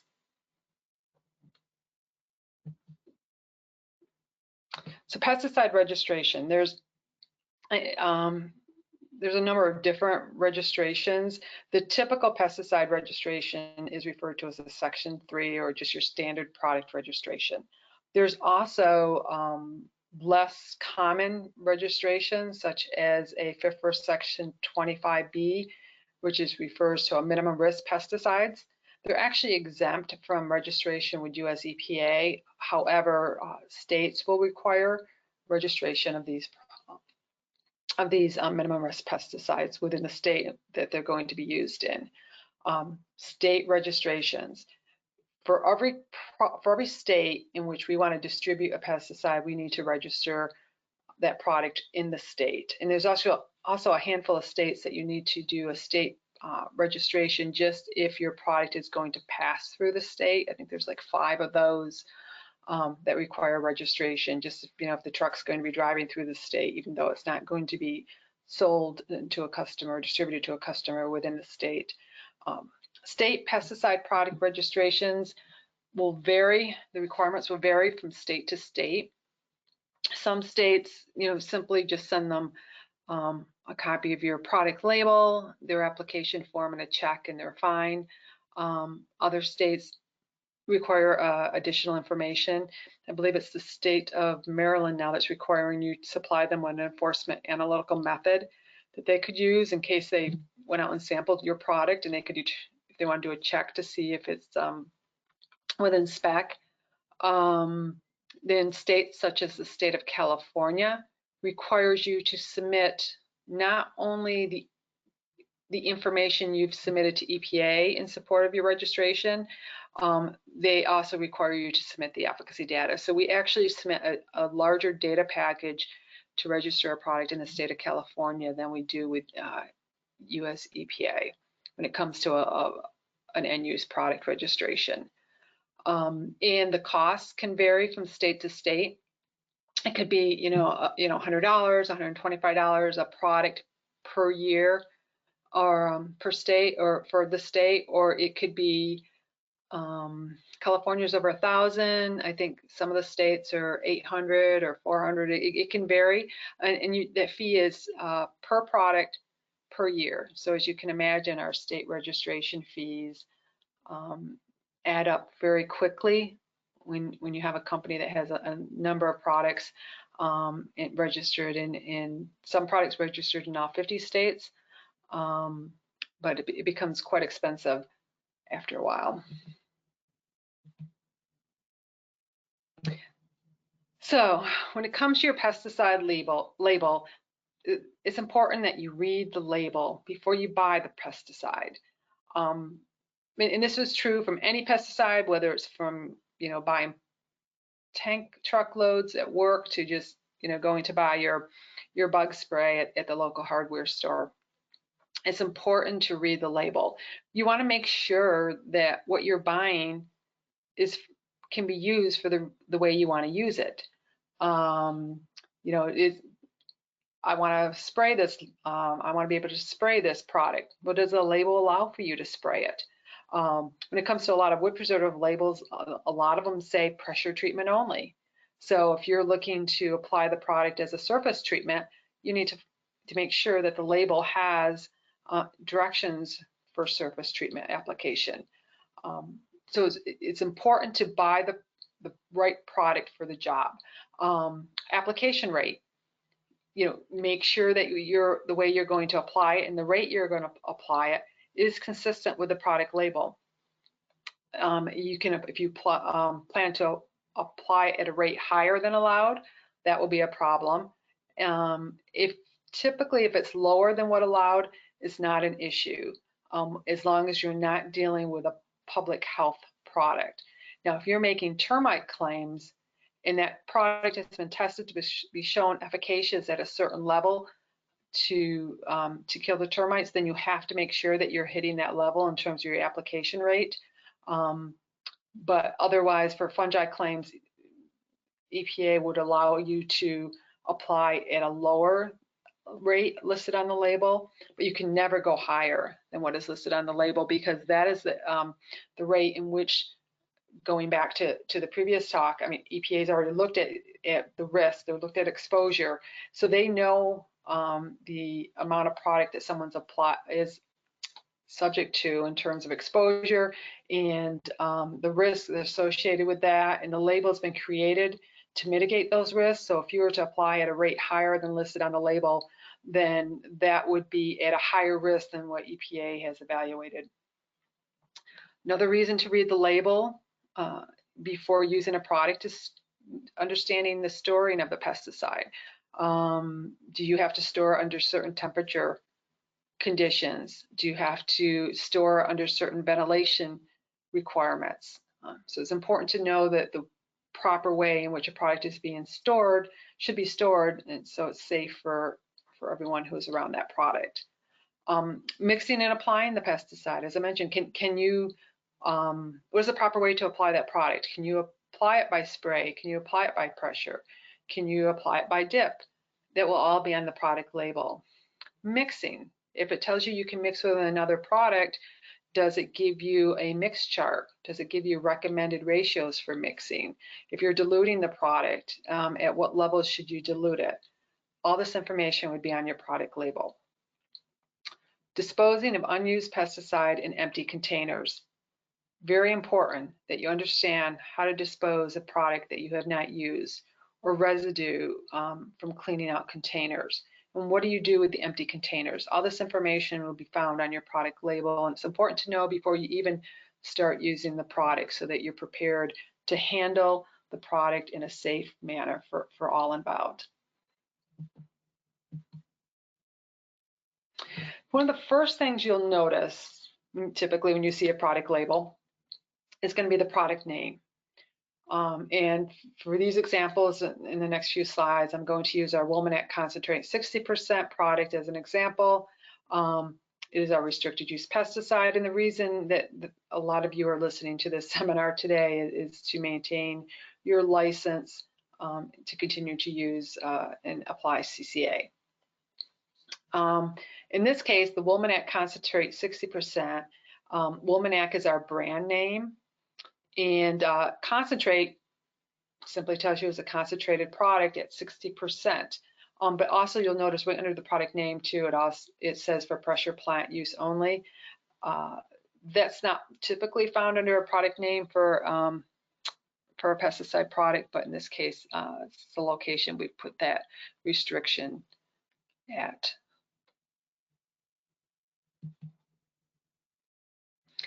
Underneath the product name, which is normally found in a primary panel, the way Lonza's labels are set up, we'll have your primary panel is your center panel. We have a three column label. Primary panel is your center panel, and then your side panels are your secondary panels. And our product name is right in the center of the label at the top, and then right underneath that, in the primary panel, as required, is your ingredient statement.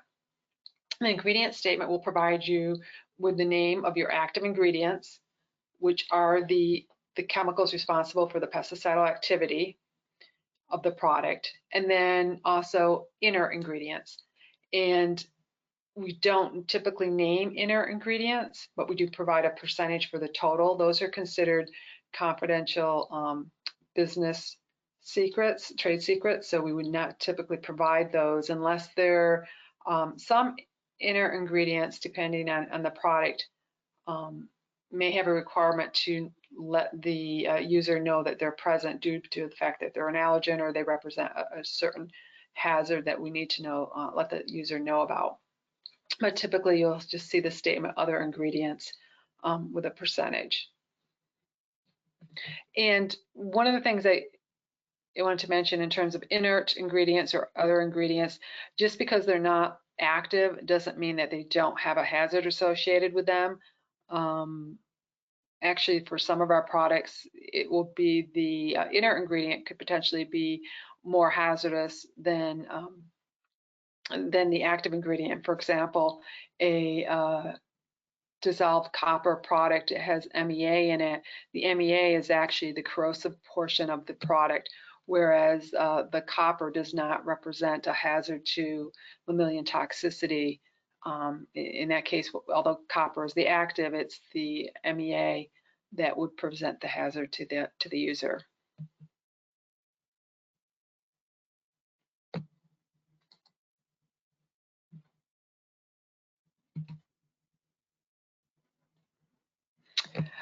And then I just have showing you here where the under the active ingredient, it identifies the chemical components. And in this case, with the CCA, the chemical structure of the active ingredient. With copper products now, in most of your copper products, you also have the CAS number of your of the copper product that's present. And in this case, with the ingredient statement, where we have the 3 actives listed, and then also with dealing with metals, you'll see that we have arsenic as metallic listed and copper as metallic listed on the product label. Sometimes labels will provide you with a short version of the chemical name. And here is the chemical name, which I will not try to pronounce.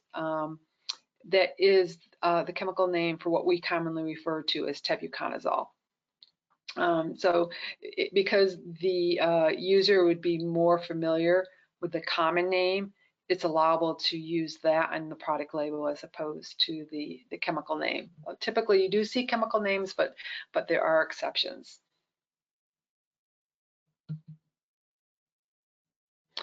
So another item that you'll see on the primary panel, and actually above the product name, if you have a restricted use product, is a restricted use pesticide statement. Now, products are typically, they're either restricted use or unclassified.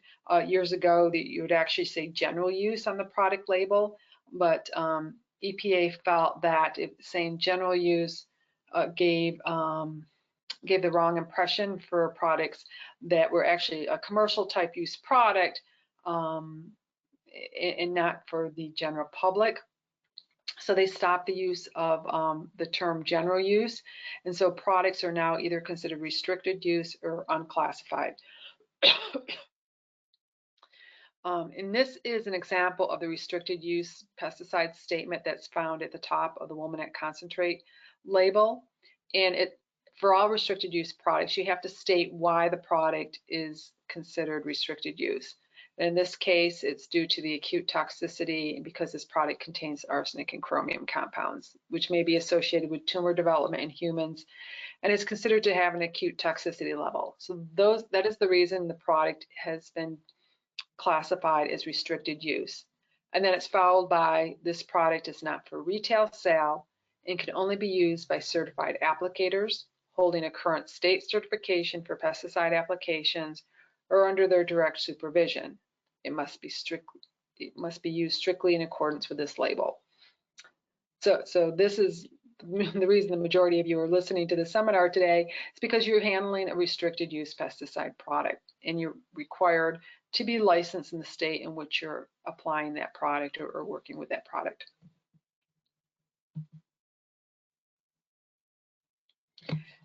As I mentioned, restricted use pesticides are restricted for many reasons, but mainly because of the potential to harm humans, non-target organisms, or the environment. And that is why applicators have to be certified, and they have to demonstrate that they're competent to use the product, that they're familiar with the terminology used in pesticides, they're familiar with the hazards that they present and the proper way in which products should be used, stored, disposed of. Unclassified or general use pesticide products typically have a lower toxicity and can be used, and typically can be used by the general public. Doesn't mean that they don't have hazards, they do, but not to the degree of a restricted use pesticide product. Pesticides include insecticides because they affect insects. Fungicides, your wood preservatives, your moldicides would be considered in this category. Herbicides to control weeds, brush, and trees. Disinfectants for germs. So a label will indicate what the pest the product will control. So it's important, again, to read the label and to make sure you're using the product for the purpose that you intended to be. Another section that you'll find another element you'll find on the primary section of a product label is the net contents, which will be expressed as pounds ounces or gallons. Dry formulations should be expressed by weight. Liquid formulations should be expressed by volume, and they must be in English measurements. If a registrant wants to put metric units on the label, they can do that in parentheses, but all US EPA labels must be have net contents expressed in English measurements. And this is actually, you would think it wouldn't be potentially such a big deal, but we run into this problem a lot on imports. Products can get held up at the port and not allowed to pass customs if their pesticide label has the net contents in metric and not in English units. That would actually require a lot of work to try to get that product relabeled so it could be clear through customs. You also find the name and address of the manufacturer of the product, and you'll find in this section, the primary section of the label, the EPA registration number. Now that registration number identifies the registrant and the specific product. For example, Arch Wood Protection EPA company number is 62190. So all Arch Wood Protection company numbers will start with products will have the 62190 on as part of their registration number. And then in this case, it's product 14. But this identifies this product and this label by that registration number. And any dealings with EPA or with the states go by registration number. Then the products labels will also have the establishment number. Now, in this case, you see 62190. It's going to identify Arch Wood Protection. Georgia, the GA for Georgia, and that's going to identify that it's their manufacturing facility in Georgia.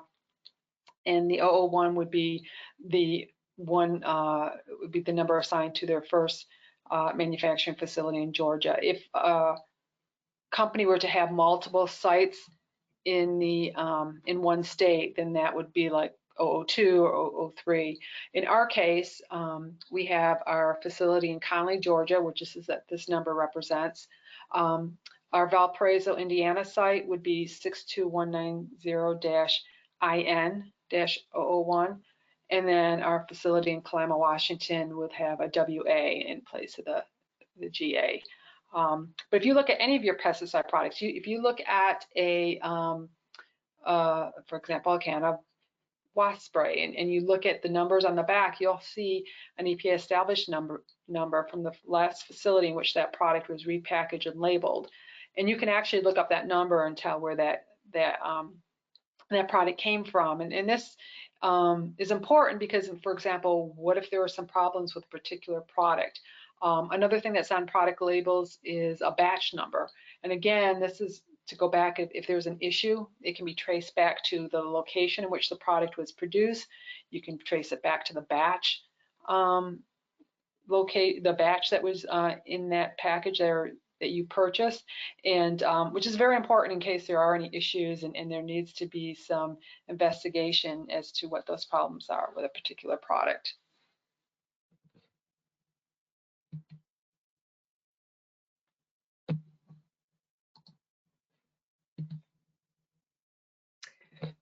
Also on the primary panel, the label is the signal word in the symbol.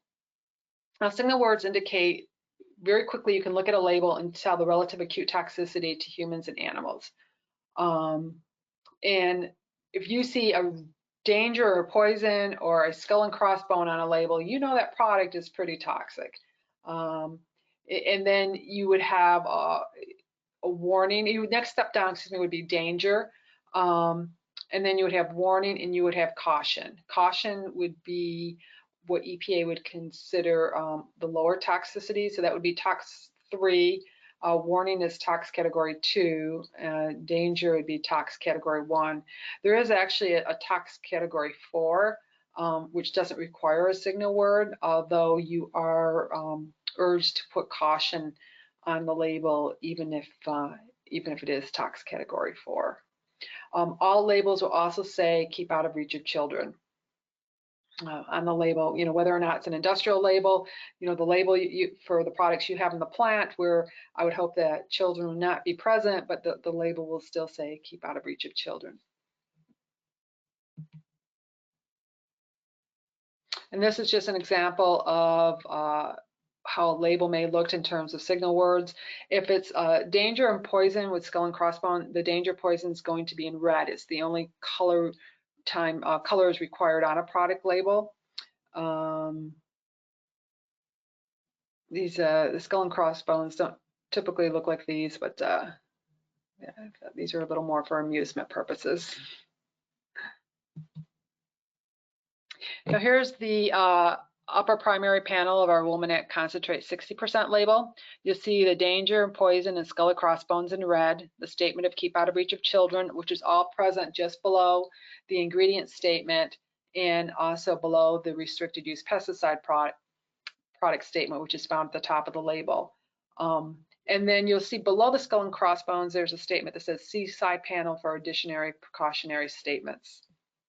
And that would either be on, it's typically on our labels, would then be on the panel to the left of the primary panel. Now with danger, what this means, it can cause severe eye damage or skin irritation, not highly toxic if inhaled or swallowed. If it was toxic if inhaled or swallowed, it would have had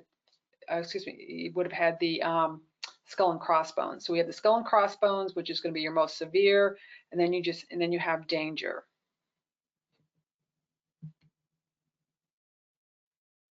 And this is an example of a danger statement, and this is our Woolman ECAC, or dissolved copper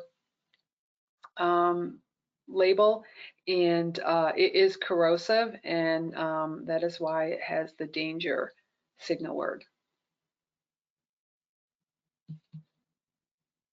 Warning, now that can be moderately toxic, either orally, dermally, or by breathing, or it may cause moderate eye or skin irritation.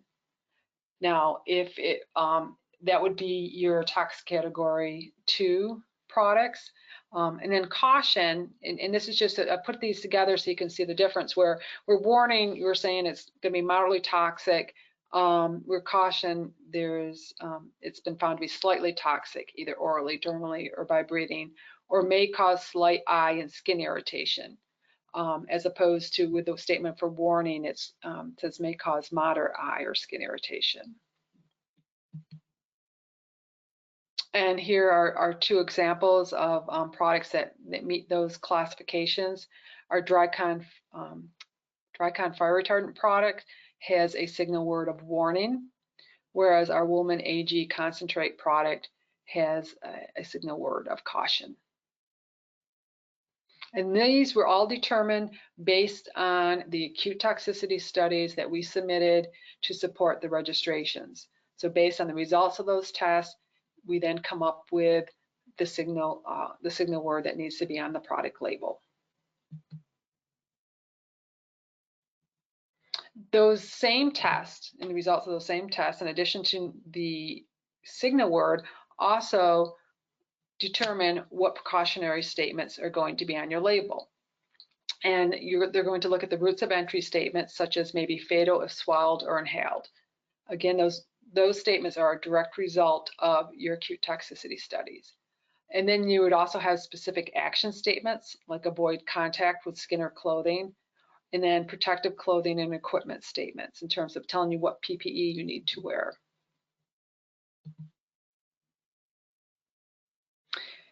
And here's an example of the precautionary statements for a product label. It will say hazards to humans and domestic animals. And in this case, danger, the signal word is carried over onto this section of the label. Fatal if swallowed, may be fatal if inhaled, harmful if absorbed through skin. Those statements are all as a result of those acute toxicity studies that were submitted. Causes moderate eye irritation. Then we have do not breathe dust or spray mist. So they've already told you what your hazards are. So now they're telling you, don't breathe the dust or the mist. Avoid contact with your skin, eyes, or clothing. Those are your action statements telling you what to do. Wash thoroughly with soap and water after handling and before eating, drinking, or using tobacco. Remove contaminated clothing and wash clothing before reuse.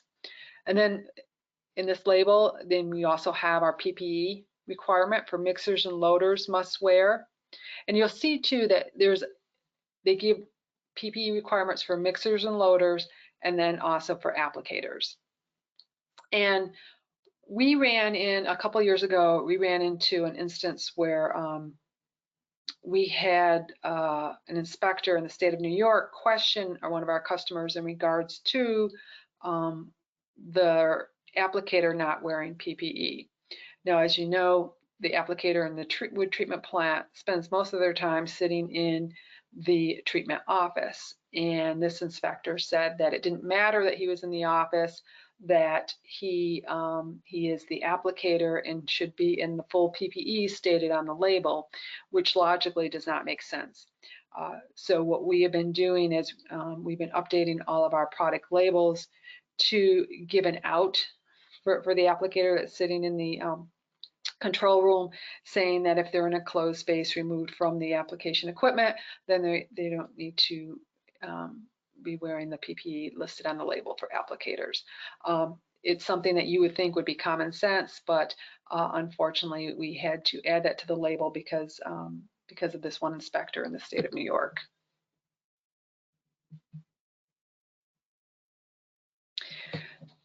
Many products are hazardous in more than one way. So this is, again, another important reason to read your product label. For example, this example here causes irreversible eye damage. That's one hazard. Harmful if swallowed, inhaled, or absorbed through the skin. There's further hazards listed. If you read further, may cause allergic skin reactions in some individuals. So it's important to understand all the hazards that a product represents.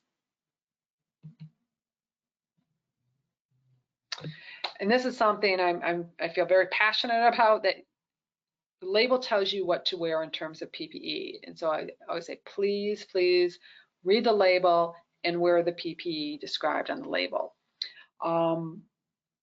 Becky did a great presentation on risk and hazards and exposures. And what EPA does is we give them a lot of data on that have been generated on the hazards of a product. And in order for you to use that product, they have done a risk assessment. So they know what your potential exposure is. They know what the hazard is. You know, what is the risk to the individual working with this product? And they said, okay, this is the risk, but if we get them to wear gloves, if we have them wear long sleeve shirts and long pants, we know that that's less dermal exposure that they're going to have. If they're wearing goggles or a face shield, we know then that their eyes are protected, even though the product is potentially corrosive. So they have taken this in consideration and granted the registration of the product based on the fact that the applicators or the handlers of this product are going to wear the PPE required on the label.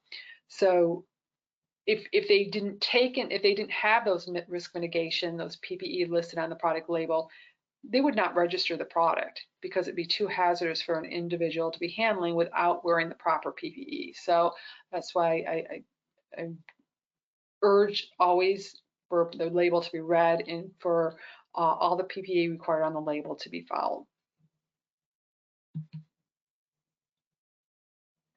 There's other precautionary statements, for example, in terms of remove and wash contaminated clothing, and they also suggestions in regards to, or requirements in regards to storage of the pesticide product.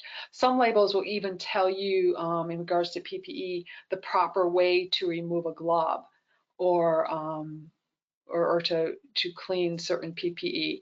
So labels are becoming, I think, more detailed as time goes on, and EPA feels that more direction needs to be given based on things they've seen in terms of adverse effects reports they received or things they've observed when they've gone out and done inspections. So all that information results in additional label language. The first aid statement, you'll find that on the primary panel of Alonza product label. and that is it's also called Statement of Practical Treatment or First Aid, and steps to be followed in case there is an exposure. In regards to the wording on these first aid statements, if you look from one label to the next, the wording is going to be almost identical in regards to first aid statements. What will vary is the order in which the statements are listed on a product label. If a product is highly corrosive, the first aid statement for eyes and skin would be the first ones you would see in the list. If inhalation was a high risk with a product, that would be the first treatment you would see on this list. So what varies is the order in which these statements are listed under the heading of first aid or statement of practical treatment, but really the language or the advice given is pretty identical from product to product. You should always have labels available in case of an emergency.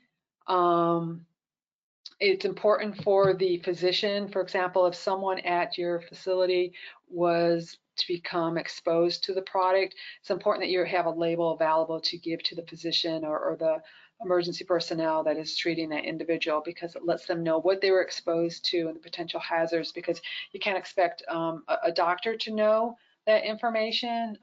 In addition to the label, the SDS is something else to have available that you can easily provide a copy to emergency personnel in case there's an exposure that needs attention to. So all labels also have environmental hazard statements. These statements will provide precautions in regards to exposure to the environment, such as that the product is extremely toxic to aquatic and estuarine invertebrates. A statement in regards to bees may be found on the label. That's becoming much more common because of the issues that Becky discussed with neonicotinoids.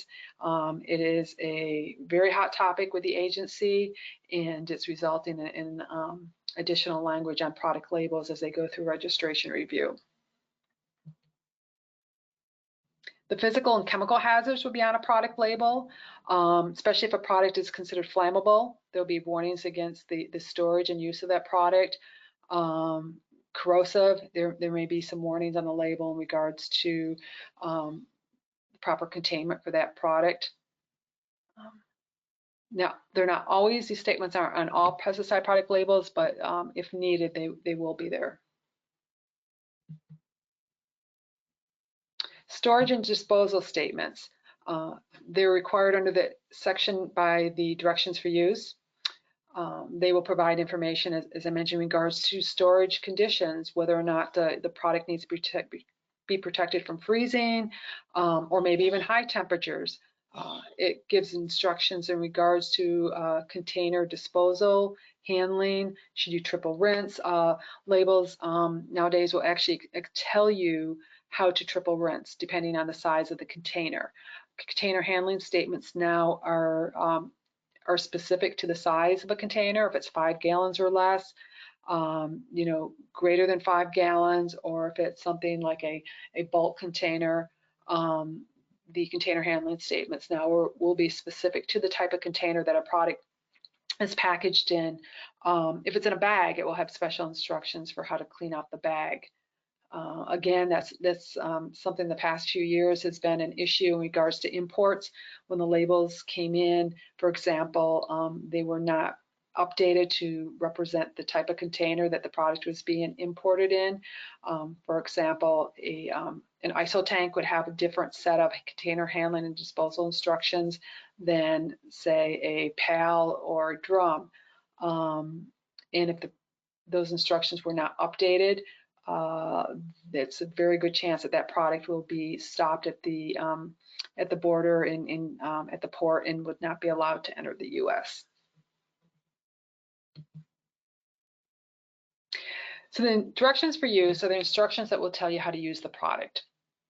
It will tell you the method of application that is allowed, the pests that the manufacturer claims the product will control, how to mix and apply the product, process controls that may need to be in place, and how to handle the wood after treatment.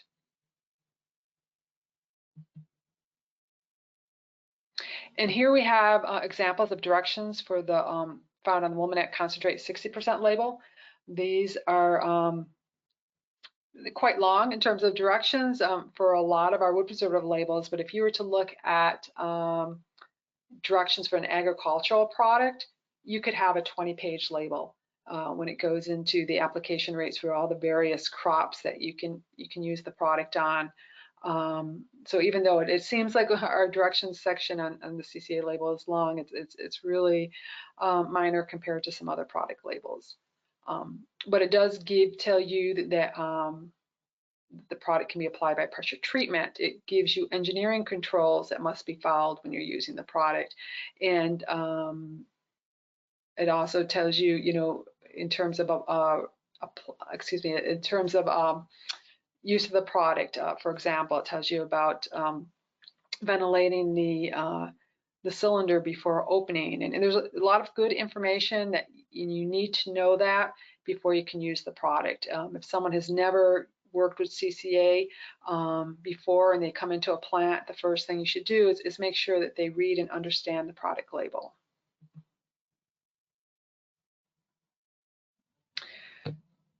Applying a product to a site that's not stated on the label is considered misuse. Applying the product at a higher than labeled rate, again, is considered misuse of the product. Not following the storage requirements of a product label would be considered misuse of a product.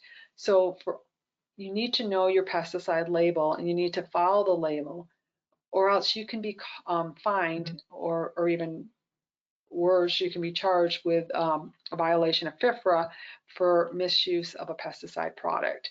And this often comes as a result of inspections by your state agencies, which are more likely to come into your facilities than US EPA. So in summary, again, follow your label directions carefully. Read your label, follow it. Read it before you buy it, before you mix it, before you start applying the product. Know where and how to store the product and how to dispose of your product in your container. It's important to be familiar with the names, signal words, and symbols found on your product label, the terminology used on a product label, pesticide product label. It's important to understand that. You need to know the use instructions and very importantly, the precautions that need to be taken to protect yourself and those working around you. It's the applicator's responsibility to know the products that they're working with and to be familiar with the product labels. Are there any questions?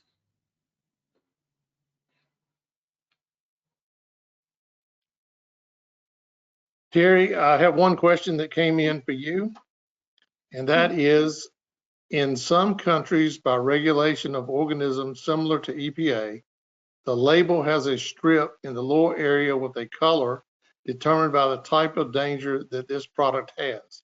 Mm-hmm. For example, very dangerous red, slightly dangerous yellow, etc. That makes it very easy to identify the type of chemical it contains. What do you think? I mean, I think that's, like they said, it makes it very easy to look quickly and identify the degree of hazard of the product. I'm familiar with that strip on labels from Mexico. I've seen those with that labels with that color. I'm trying to remember if I've seen other ones. Yeah, and I guess EPA feels the signal word, I guess, is their response to that is understanding the signal word, but I could see where the color would be a much quicker and an easier way to understand. Okay, thank you. We also had a question come in for Rebecca. And Terry, thank you very much for your presentation. I have no other questions. Oh, I was just going to mention just one thing too, just in case for any, maybe you don't realize it, because Grady, you had mentioned about other countries. We have the majority of our labels, because of export purposes, we do have available in Spanish. So if you need Spanish labels in your facility, if you have individuals that Spanish is their primary language and you would like to provide those individuals with a copy of the label in Spanish, please check with us because we may have it, because we do export products to Spanish-speaking countries. So we do have a lot of products labels that have been translated. So if that's something that we can help you with, please give us a call. Thank you, Terry, for that informative presentation. Rebecca, are you still on the line? Yes, sir. I have a question for you. Okay. Is there a table showing what growth inhibitors are used in which type of produce, such as watermelons, grapes, etc.? Oh, that's a good question, Grady.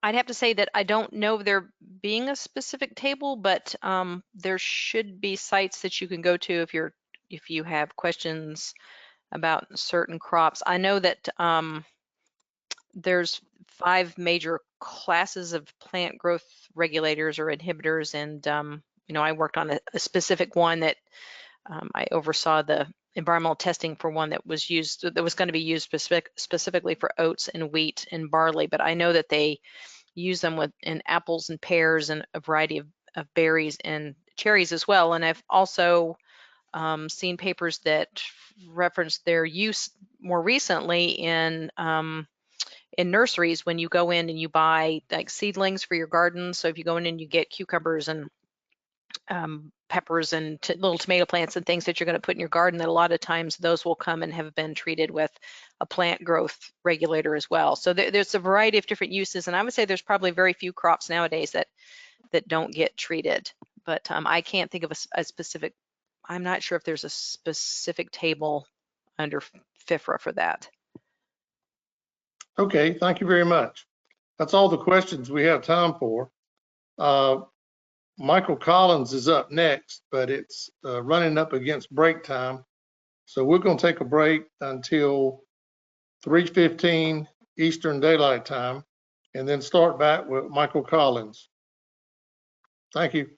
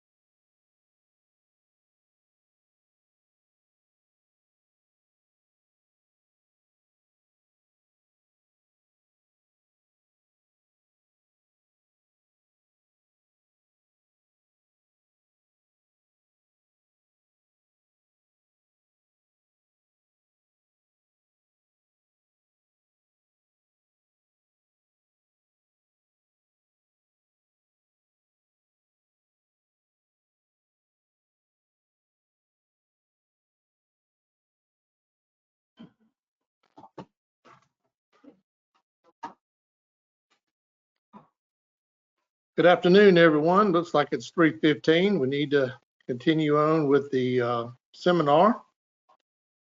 Our next speaker is Michael Collins. Michael will be sharing with us his presentation on OSHA hazard communication and PPE requirements. And following that will be his second presentation on proper identification, storage, and hazardous waste disposal methods for pesticides. Michael is Senior Specialist, Environmental Affairs and Product Safety for Lonza. He's held this or similar position since his hire in 2006.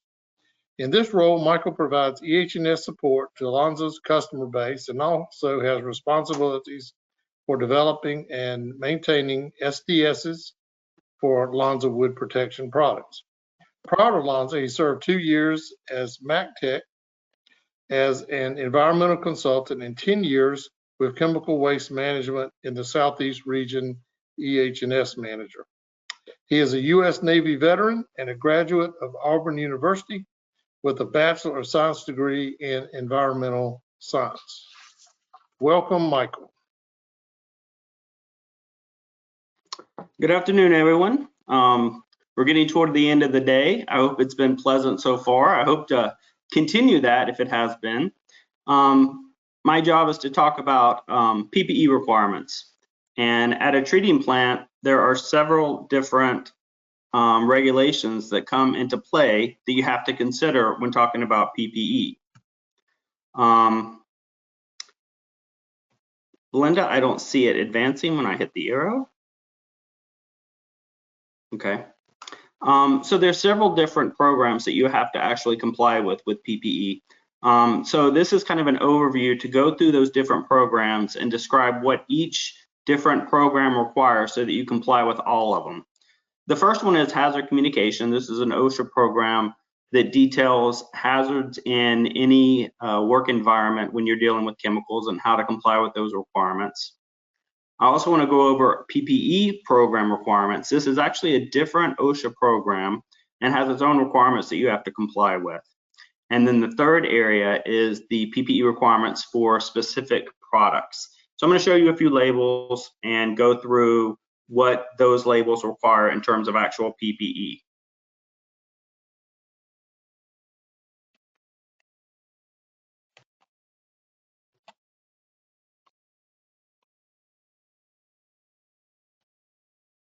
All right, it would just advance.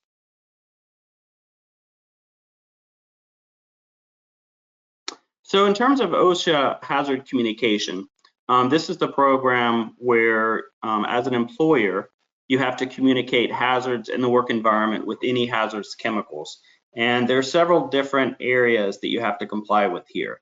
It's basically three elements that make up the overall program. First, you have to have a written hazard communication program. And also every container is required to be labeled. And you're also required to have a safety data sheet for each product in the facility. Now, looking at each one of those a little more closely, the written program for hazard communication, it should be a written program in your plant that provides an overview of how you label products, how you store SDSs, and when and how you provide training to employees. You also have to have a list of all hazardous chemicals that are used at the facility. So this is a main list of every chemical that you use at the plant. Any chemical that's hazardous should be on the list and identified. And then also information of what the hazards are and how you're going to protect the employees and contractors that are on site. So that's your written program. That should be in your environmental health and safety program files. The second part of hazard communication, and probably one of the most important parts of it, is the actual labeling of products. Every container, whether it's a tote, drum, or tank at the facility, has to be labeled with the hazards of the chemical. Now, there's two distinctions here. First, what we're really talking about here are OSHA labels. So when we talk about OSHA labels, we're talking about chemicals that are not registered under EPA. If they're registered under EPA, then you're going to have the FIFRA label on the product. So that's just a distinction here that I need to draw. And when we say GHS label, that is the global harmonization system that OSHA uses to communicate hazards. And under this system, and it's very similar to what Terry was talking about with EPA labels, there's just a few minor differences. But here, every label is going to have the product name, a signal word, pictograms that indicate what hazards are present, hazard statements, precautionary statements, and the responsible party, who manufactured the product, who's responsible for it.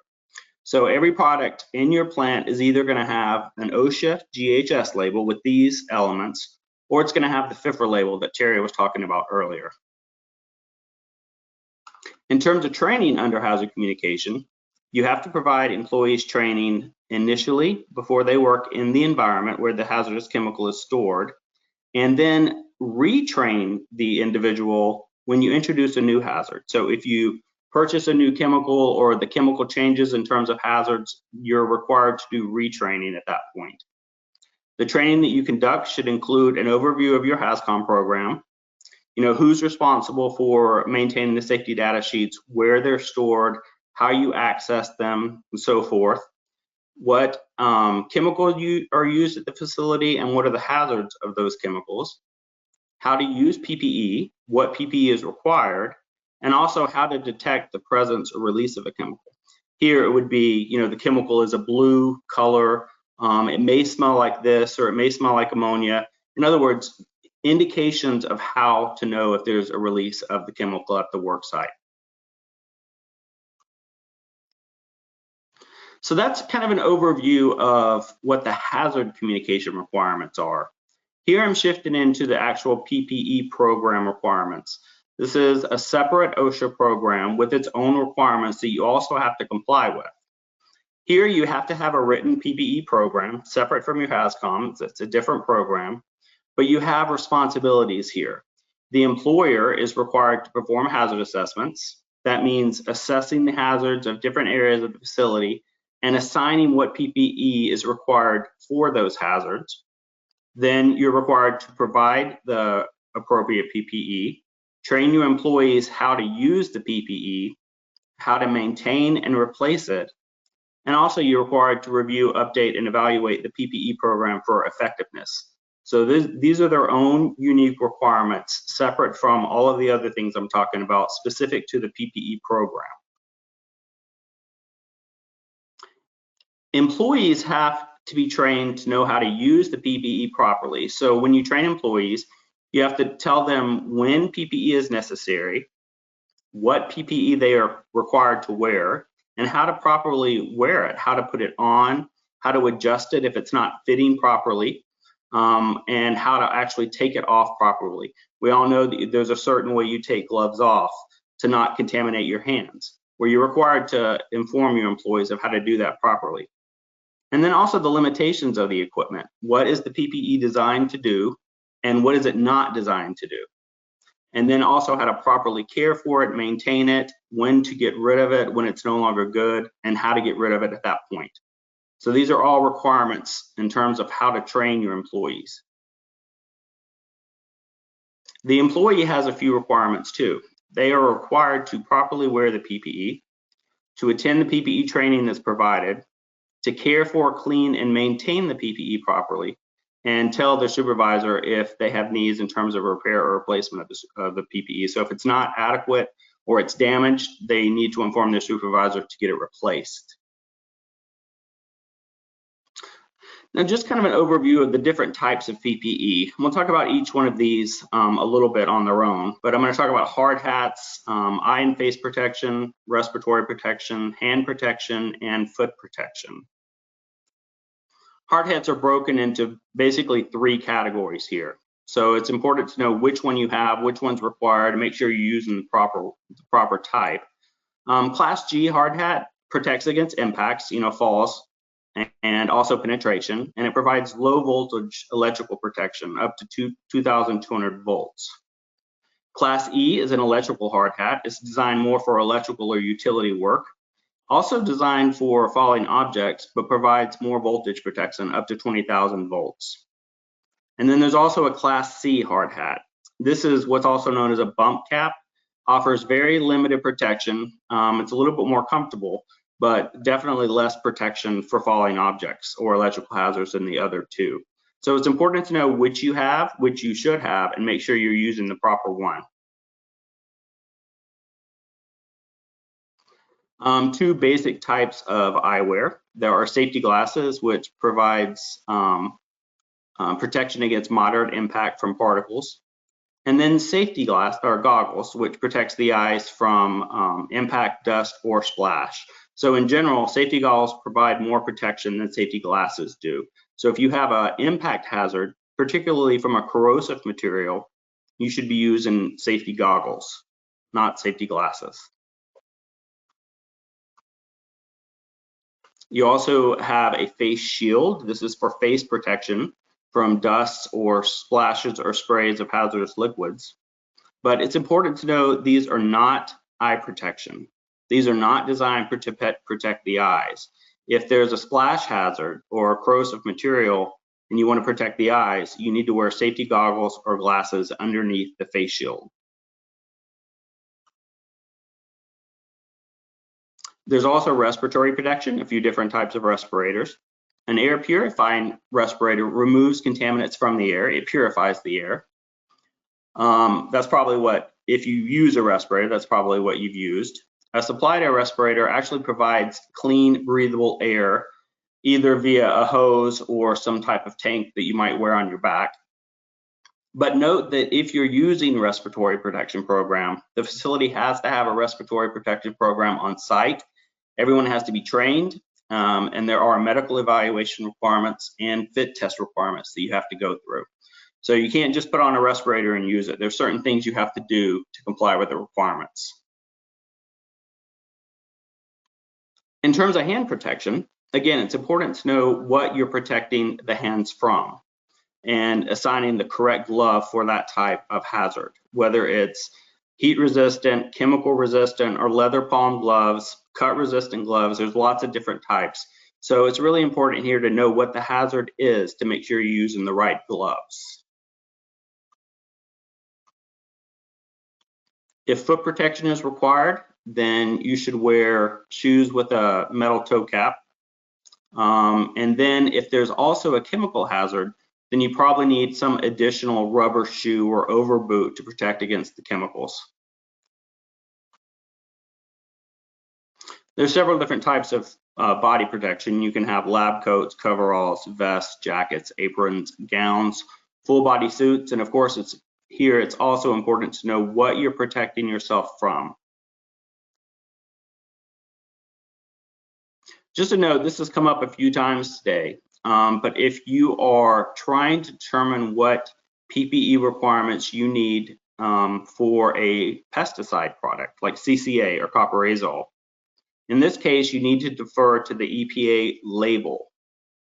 The OSHA SDS will have some PPE requirements and some recommendations, but in all cases, for a EPA registered pesticide, the label takes precedence. So you should read and understand the EPA label. If it's an unregistered pesticide, an unregistered product like a water repellent or an additive that's not registered, then you defer to the OSHA GHS label or SDS. But it's important to know the distinction between the two.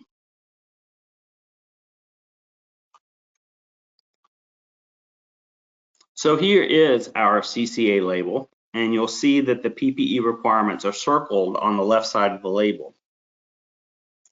They are kind of hard to read here, so here they are copied over again. And you'll see that the PPE requirements are basically designed depending on what task you're doing. So you could consider that a hazard assessment has been done and the PPE is assigned based on what task is being done. So if you're handling treated wood or treating equipment, then you should wear washable or disposable coveralls or long sleeve shirt and pants, chemical resistant gloves, plus socks and industrial grade work boots with chemical resistant soles. If you're rinsing or maintaining the gasket, then you must also wear that plus a face shield. And you are required to have an automated door. But if that door malfunctions and you have to open the door and be within 15 feet of the door, then you have to add a respirator to the PPE. If everything's operating properly, then a respirator shouldn't be required. Here's a copy of our copper azole dissolved CAC label. Again, the PPE is kind of in the same section, copied here so you can see it a little bit better. You're required to wear coveralls over long sleeve shirt and long pants, socks and chemical resistant footwear, goggles or face shield, chemical resistant gloves, and when mixing or loading, wear a chemical resistant apron. That's if it's being done manually. Here's our micronized copper azole label. Slightly different PPE requirements. Goggles, face shield, or safety glasses when there's a splash hazard. Coveralls or long sleeve shirt and pants. Socks and chemical resistant footwear, and then chemical resistant gloves. And then here's the note that Terry referred to that if you're working in a controlled operator room, then you're not required to wear that PPE. Here's the Moldicide WE label. And here, if you kind of look at the label, the PPE requirements are kind of just buried in that paragraph. So I pulled them out so you can see them. Goggles or face shield, I would recommend you wear both if you're working with the chemical. It's very corrosive.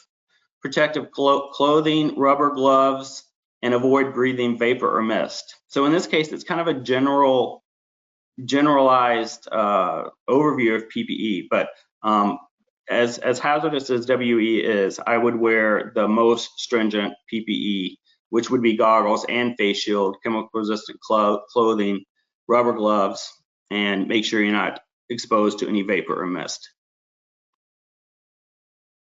I think this is the last one. This is K18500.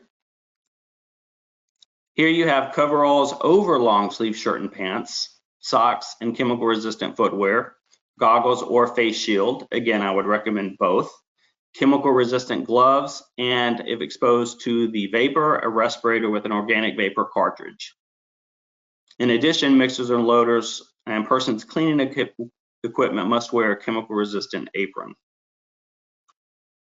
So I think the takeaway here is that you have a lot of different products potentially in your plant, and each different product has its own PPE requirements. So I know it's been emphasized several times today, but it's very important that you read and understand the label and make sure you're wearing the proper PPE of that product. We also have available a good guide that OSHA put together for PPE. And in this guide, it lists several different chemicals and then identifies what types of material work best for those types of chemicals. So whether you see in this example, neoprene, latex rubber, butyl, or nitrile. So this is if you're assigning PPE requirements and you don't have the specific type identified for you, this is a good guide that you can use to identify specific types of materials for your PPE. That guide is available. You can contact me. I can send you a copy of it. We can go through it together. But I want to stress, at the very minimum, use the minimum PPE required by the product label. That is what's required by the law. That's what EPA has assigned for you to use to safely use the product. And it's important to understand why you're using it and to use it correctly. But always we're available to help in any way that we can to assist with the PPE selection or design any of your programs to make you comply with any of the ones I've talked about.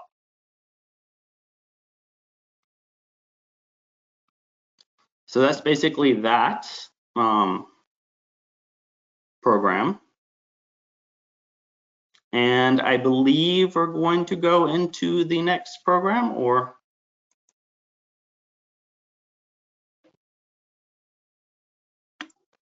I do not think we're gonna take a break here. I think we've already taken. Please continue, yeah. Yeah, we've already taken this break. So we'll go right into the next section, which is hazardous waste management. And here I want to cover several different things. I want to give an overview of the basic hazardous waste requirements, but then break down the different areas where you have to comply. Go over accumulation standards, what inspections you have to do at the plant, what programs you have to have, and what reporting you're required to do. Most of you probably are familiar now with the new requirements. It's called the Hazardous Waste Generator Improvements Rule. It's been around for a few years. It's not applicable in every state so far. I have a chart at the end of this presentation that shows you where it is in effect. But as I'm going through the presentation, if there is something noted in green, that means that that is a new requirement under this law. So it may or may not apply depending on where your facility is located.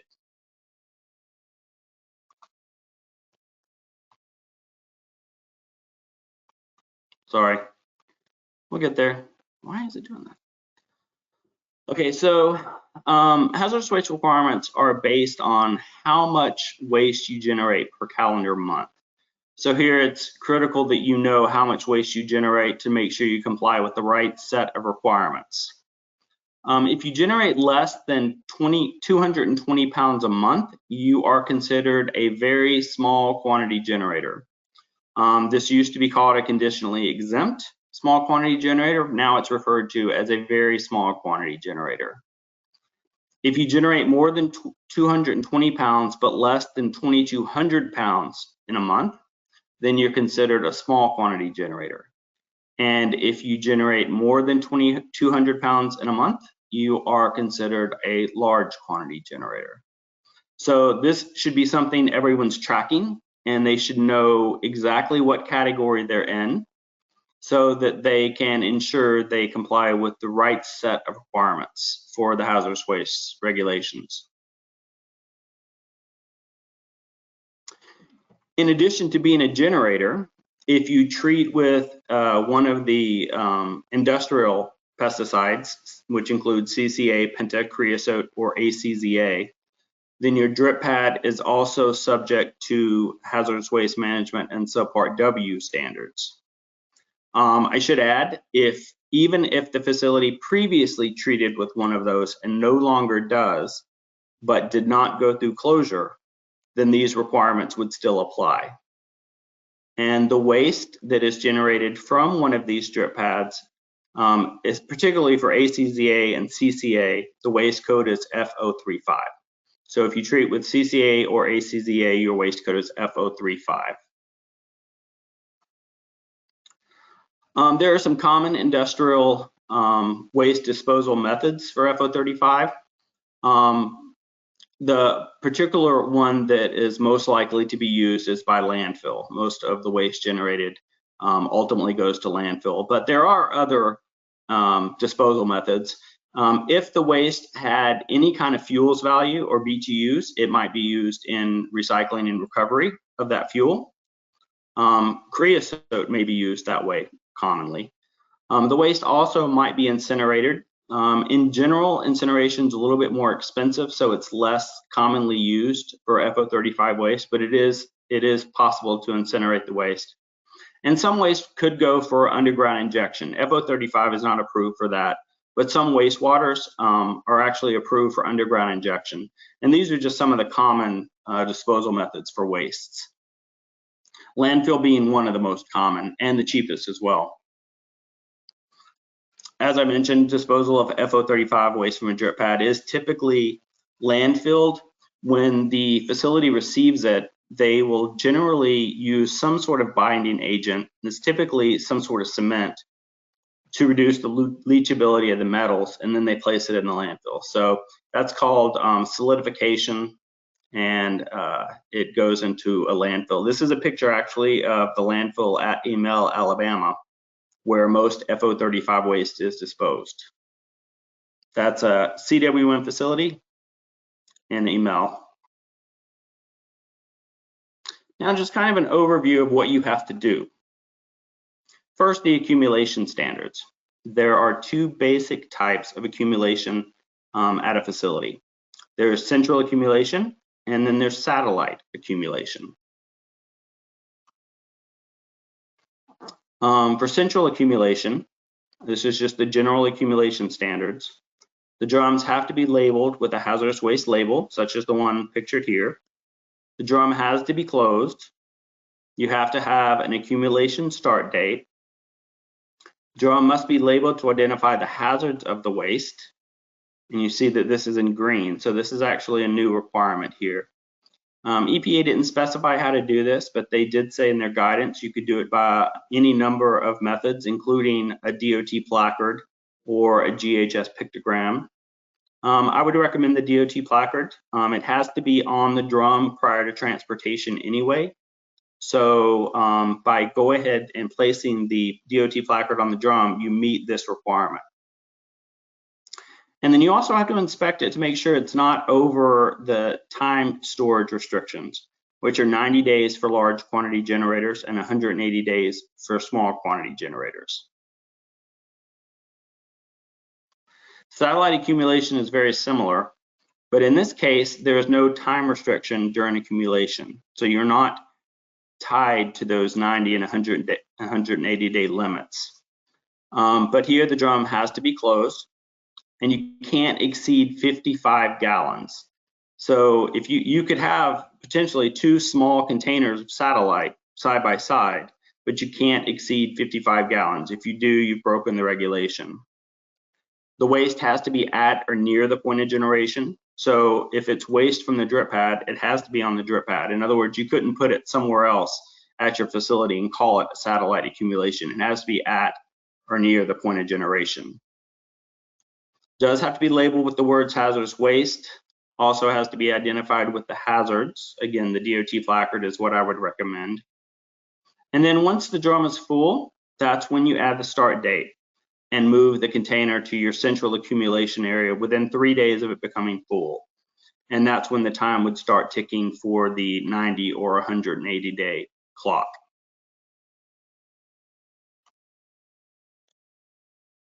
You have to do quite a few inspections under the hazardous waste laws.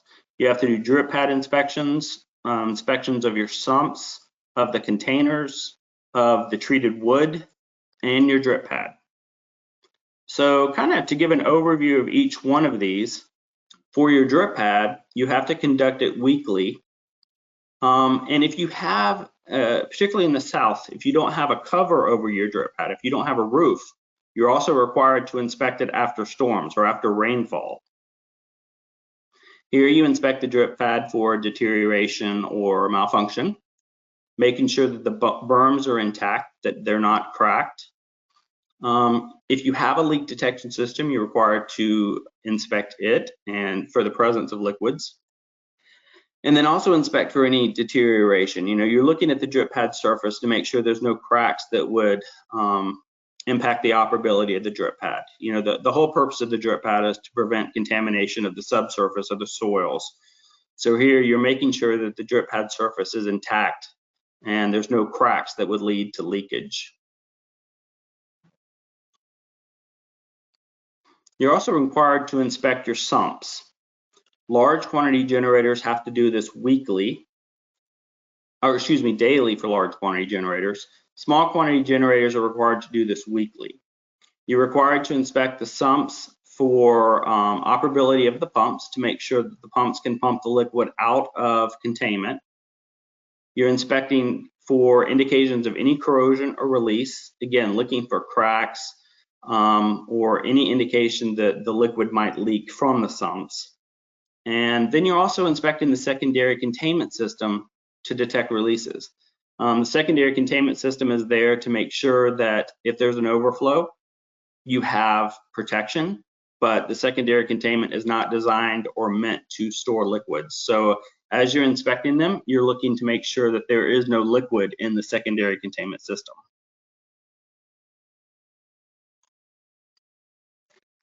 You're also required to inspect your hazardous waste containers. These are all your hazardous waste drums. You have to inspect them weekly, and you're looking for the requirements to make sure that you're meeting them. You're looking to make sure that they're labeled with the words hazardous waste, that they have an accumulation start date, that you're not over the accumulation storage time, and that they're labeled to identify the contents. You're also inspecting them to make sure they're closed and that they're in good condition. So each week, someone should be inspecting all the drums to make sure that you meet all these requirements. The CCA treated wood, you're required to inspect this before it leaves the drip pad and certify that it's no longer dripping. And you have to keep records of these inspections. You can either do it on a written form or you can maintain it in TreatRight. There's a section in TreatRight where you can actually do this. Either way, you have to maintain a record of inspection for every treated wood charge before it leaves the drip pad. You're also required to have a drip pad certification. This is required annually unless you have a leak detection system. If you have a leak detection system, you're only required to certify the drip pad initially. But you have to have a written assessment of the drip pad reviewed and certified by a professional engineer that the drip pad is operating as per design requirements. And for any of these inspections, we have forms or templates that I can make available for any of the inspections. Just contact me and I can send them to you. And I also should note that I did include the regulatory references for each one of these on the slides. So if you ever want to go look and read the actual requirements, I've included those for reference. You're also required to have several plans and programs at your facility.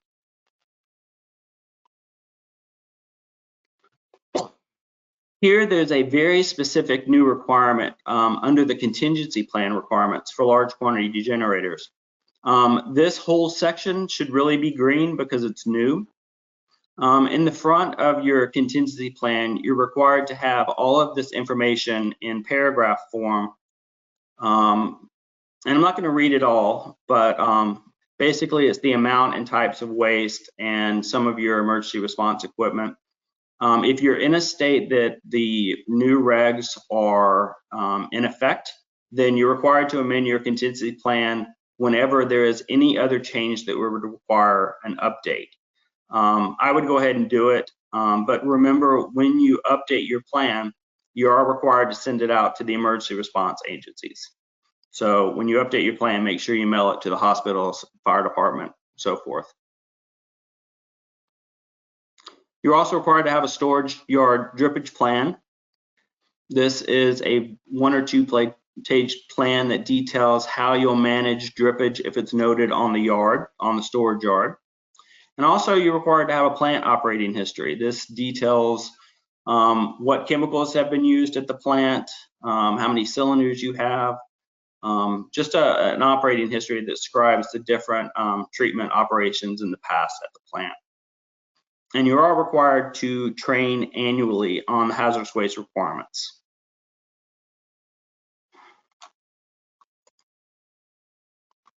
Let's see a question. Does accumulation start date mean the moment hazardous waste is placed in the drum or the moment the 55 drum is full?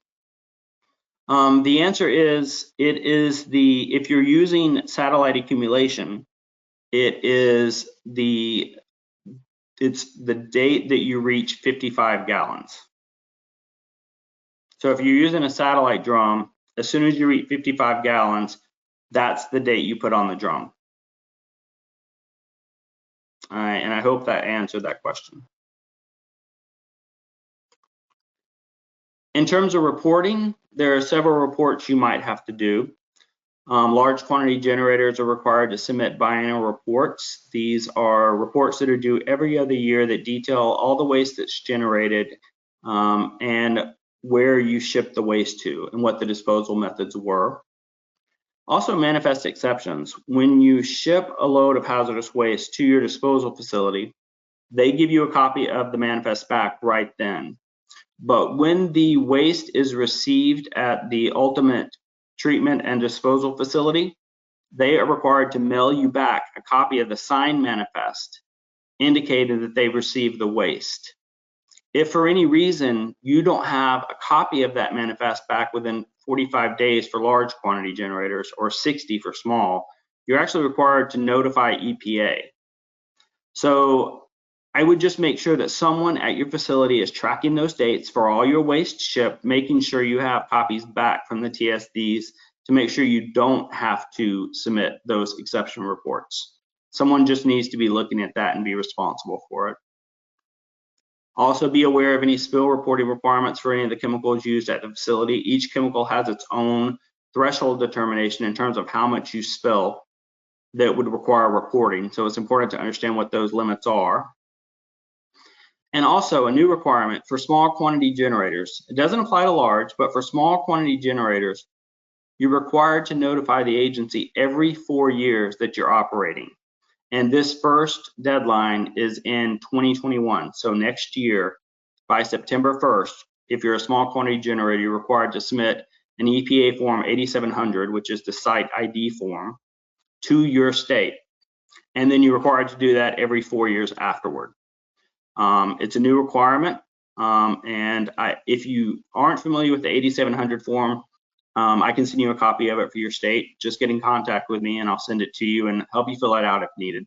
But I would write that date down, September 1st of 2021, if you're a small quantity generator, to make sure you submit this notification.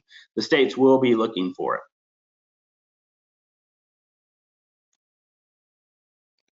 Also, just a few notes about this new rule, the hazardous waste generator improvements rule. Another change that it made, which is a very good change, was it allows a very small quantity generator or a small quantity generator to maintain their current generator status without having to comply with additional requirements. So if you're a small quantity generator, and let's say you do a planned tank clean out, then you can maintain your same status without having to comply with the large quantity standards, but you do have to notify the agency 30 days prior to the event. If it's an unplanned event, such as a spill or a clean out you didn't plan, then you're required to notify the agency 72 hours after the unplanned event. So, you know, it's important just to get these timeframes in your mind so that you know what you have to do. This is a pretty good benefit, so you don't have to submit or comply with additional requirements while you're going through any kind of tank clean out.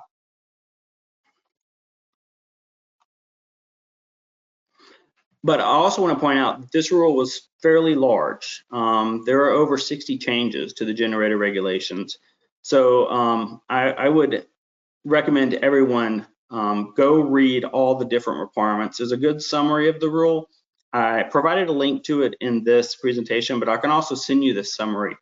I would recommend everyone read that. There are some pretty significant changes. I try to capture most of the major ones here, but there are some other ones. And things like the contingency plan and the episodic generation, you know, we need to go ahead and get a handle on what those requirements are. And here's the slide that details where the rule is in effect.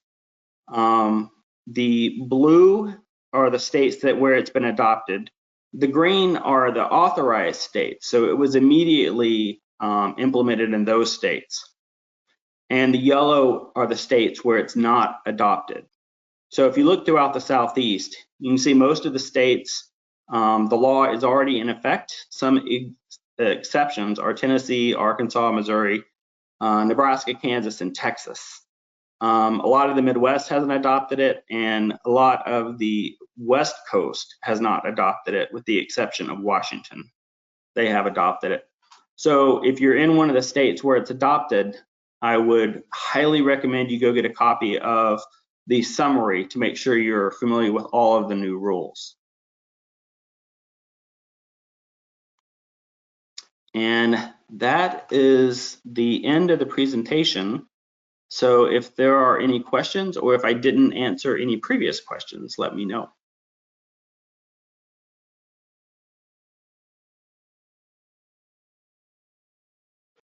Thank you, Michael. I don't see any questions. Grady, I just sent Michael a question. Can you see it, Michael? I see the one that I saw earlier, but I don't think I see another one. Is there an There's one updated manual that contains the new and existing rules? I wouldn't say there's any type of manual that includes the rules. There are several websites you can go to. There's it's called ECFR.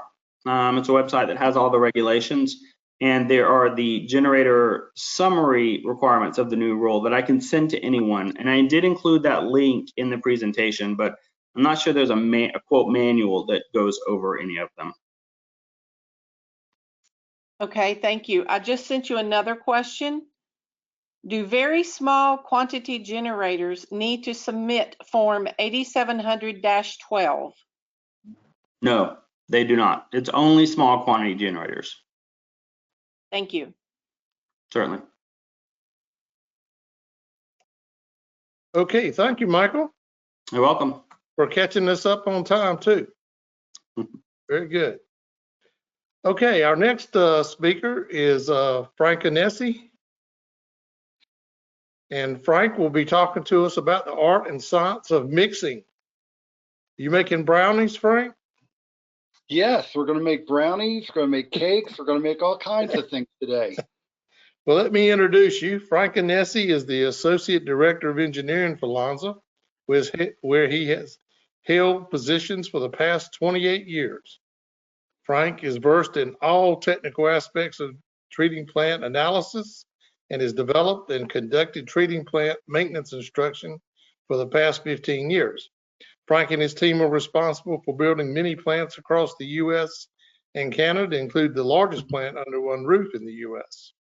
Frank received his Bachelor of Science of Civil Engineering from University of Delaware and his Master of Science in Industrial Engineering from University of Pittsburgh. He belongs to the American Society of Civil Engineers, is a registered professional engineer in Georgia, Pennsylvania, South Carolina, Virginia, and Massachusetts, and is certified as a project management professional from the Project Management Institute. And I will tell you this, that Frank, several of our customers consider Frank their personal engineer, which he does an excellent job. Welcome, Frank. Thank you. Okay, today I'm going to give a presentation that I have given previously at the SPTA meeting. And this presentation is on agitation and the benefits of quality mixing.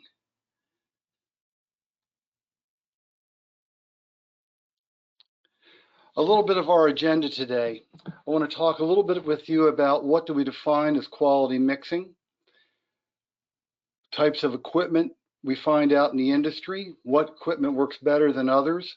We'll go over a few applications. Belinda's going to help me today. We're going to have some little videos of some computational fluid dynamics analysis that were performed. You know, we engineers have got to throw around as many buzzwords as we can.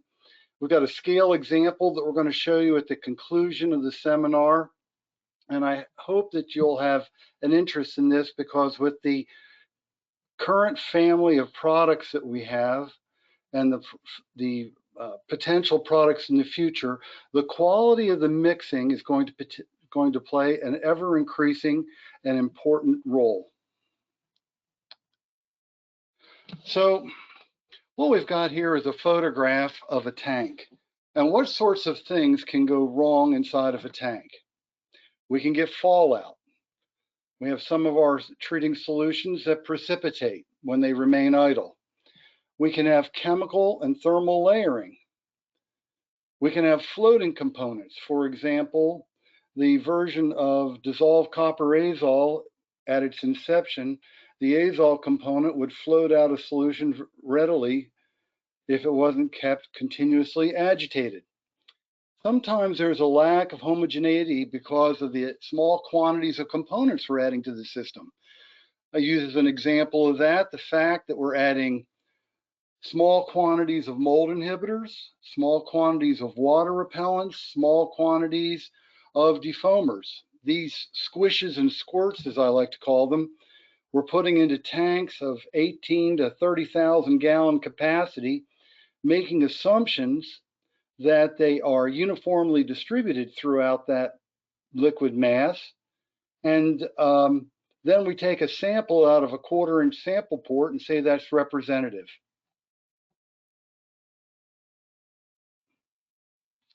So why do we need good mixing?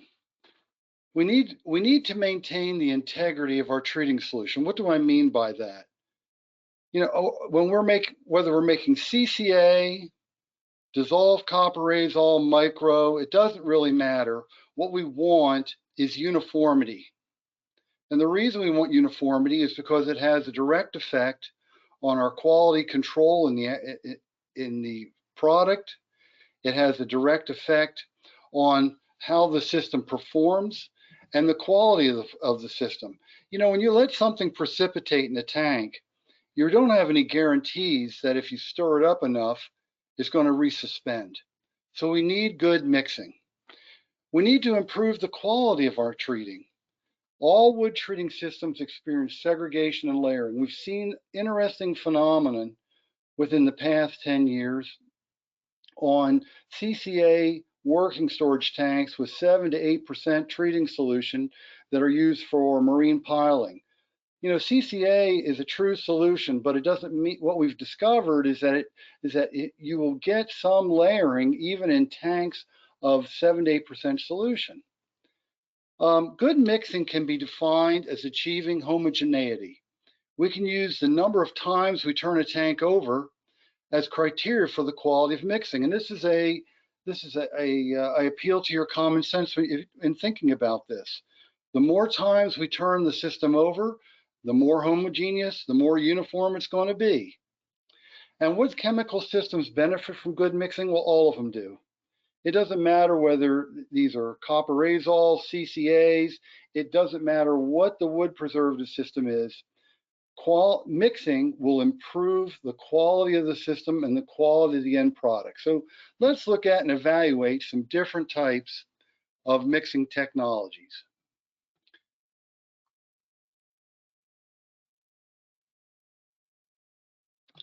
The illustration to the left shows a pulsed air system.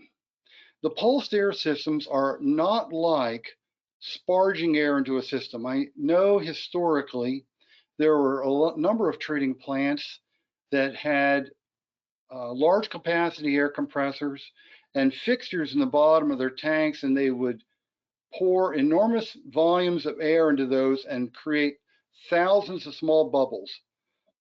Those are meaningless. They will not give you any sort of meaningful movement in the tank.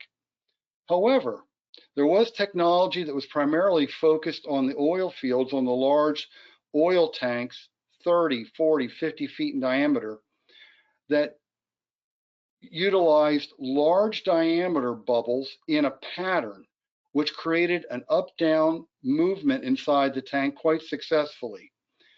Pulsed Air is a brand name, and we've got a couple customers that use these, but basically the way they work is you run a line to the bottom of the tank, and there's a pattern of large diameter plates, 2 foot in diameter, and they are sequentially forming these large bubbles, 2 foot diameter, 1.5 foot diameter, which are in sequence moving to the top, and it creates an up-down movement. The downside of a system like this is that it's kind of equipment intensive. You got to have a fairly large air compressor, air receivers, a fair amount of carbon steel piping running to the bottom of the tank, and there may be the possibility with wood preservatives of some air oxidation of the dispersing elements. The other side of this that's a little bit frightening to me is that all of our working storage tanks, all our concentrate tanks for that matter, are all atmospheric tanks. That means they're designed for 15 psi and 1 atmosphere. You would not want to have a bubbler system in a tank and have any portion of the system shut the tank off so you could create any pressure in the tank greater than 15 psi. That would really be bad.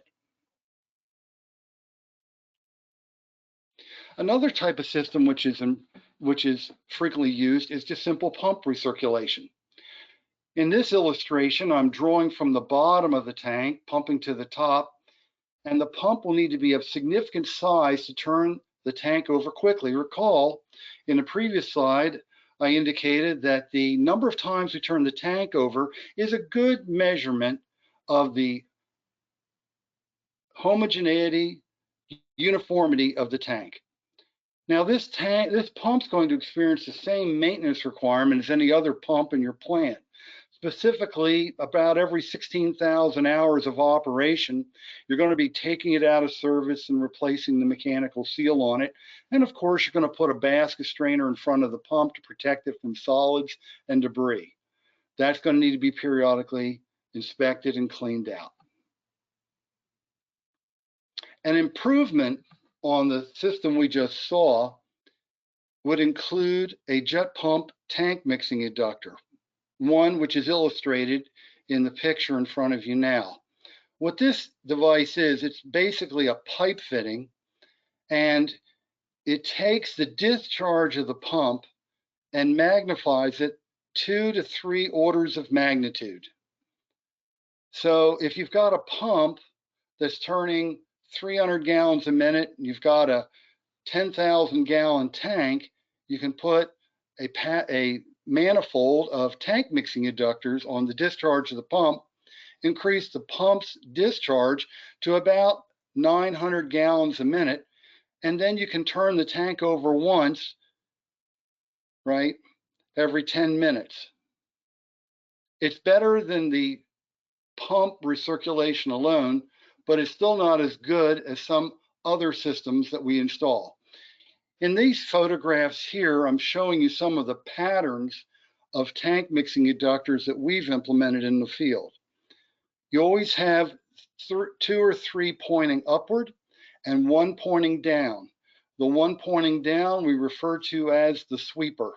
And you mount this manifold close to the floor. The sweeper will stir anything that has precipitated out of the treating solution up, and then the other eductors will push it up towards the surface. You have to be careful with these eductors in both their size and how you orient them in the tank. I recently had a customer who installed a number of these in a tank, and not anticipating the force of the discharge of the eductors, they turned the pump on and it shot a plume of liquid out of the top of the tank about 16 feet high. Because as you can imagine, when you're going through these eductors, through these pipe fittings, so to speak, you're concentrating the flow, and so you're discharging not only more gallons a minute, but you're also discharging more force. Here's an example of that. You can see the tank mixing eductor, the CTE, on the left of your screen, and you see that we actually have to sit down and run some numbers on the length of the discharge plume. It can actually be quite long. Here's a photograph of a simple manifold inside of a tank with 4 tank mixing eductors. You see there are 2 of them that are pointing, generally speaking, upward, 2 of them that are pointing, generally speaking, downward. Again, the idea is to stir the bottom of the tank so that we are able to just resuspend whatever's in the tank up into the rest of the treating solution. Now, what I and my team have spent a fair amount of time on and have implemented in many applications are turbine mixers. Let me explain what a turbine mixer is.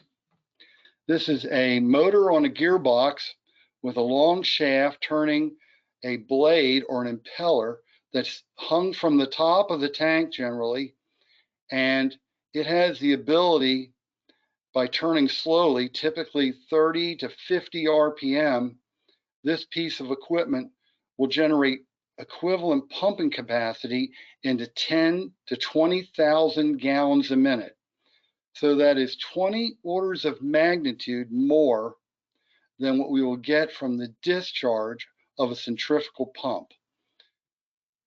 It can be mounted on pressure vessels. It can be mounted on non-pressure vessels.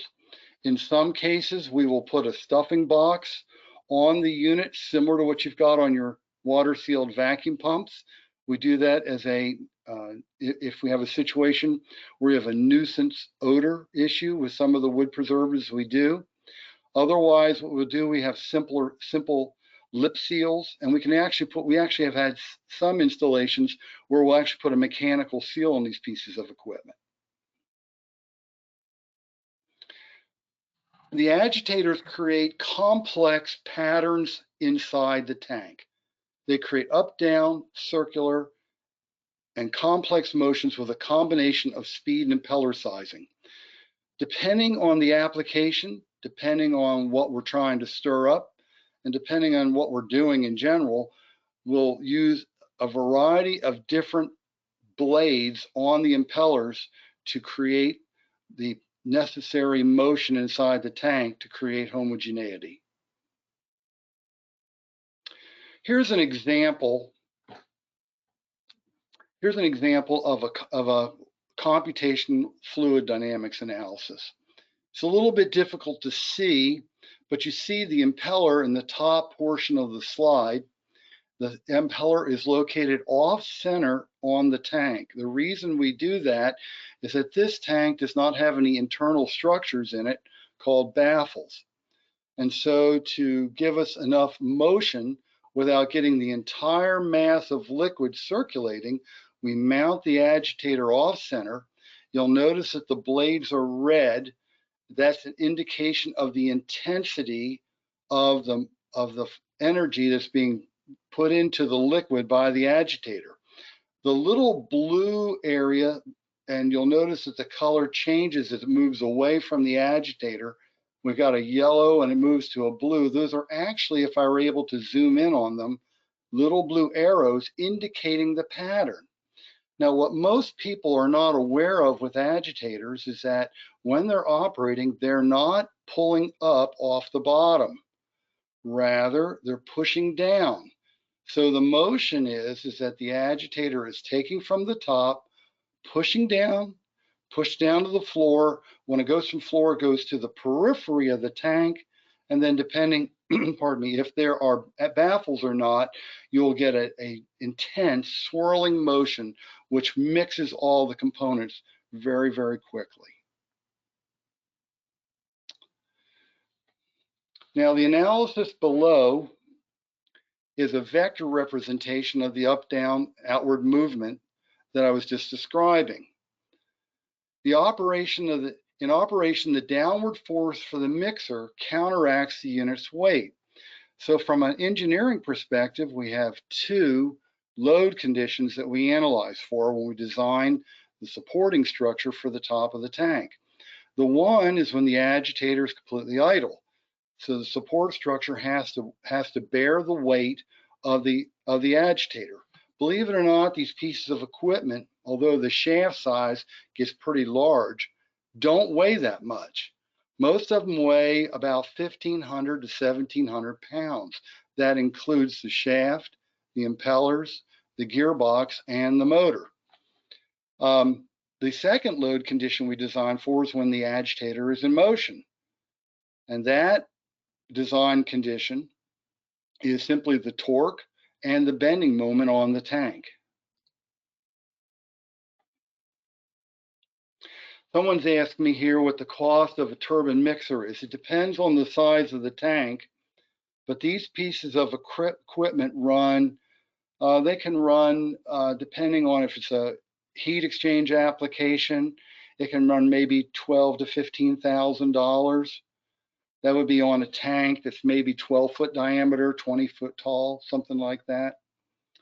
Believe it or not, every installation with these agitators is a little unique. What we're using them for is the agitation of our E2 oil concentrate, our E2 oil working solution, microcopper concentrate, microcopper working solution, and then we're using them for agitating, as I said, 7+% CCA working solution for marine piling. And we also will use those in, and I've got an example I will show to you. We also will use these for cooling CCA working solution to treat harsh modified full cell and prevent precipitation. Thank you for the question, Chris. Okay, so what we're going to do now is I'm going to show you a video of the motion of the up-down pattern that is created by an offset agitator. So Belinda, you want to help me out here?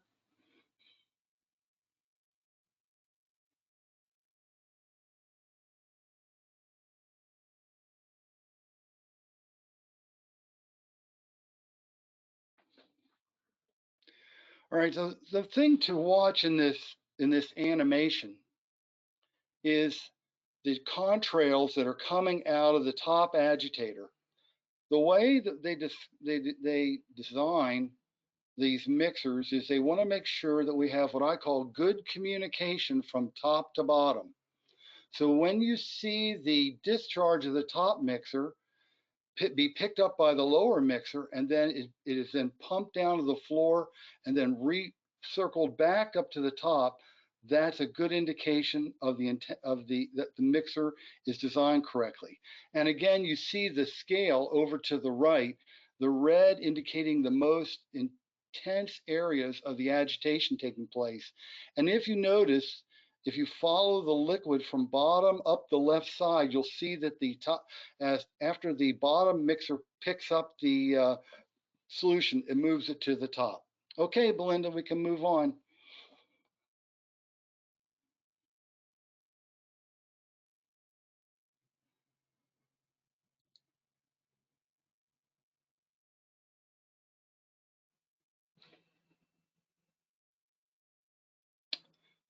Okay.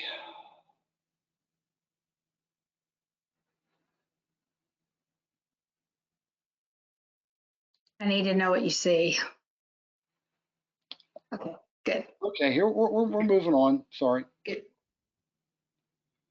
Okay, sorry about this, folks.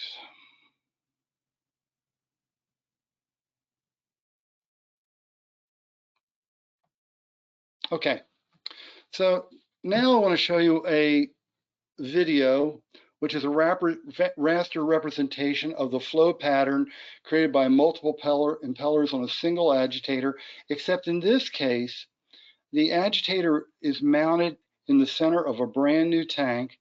And when we designed and fabricated the tank, we had the tank designed with baffles, which are simply plate steel projections every 120 degrees in the tank.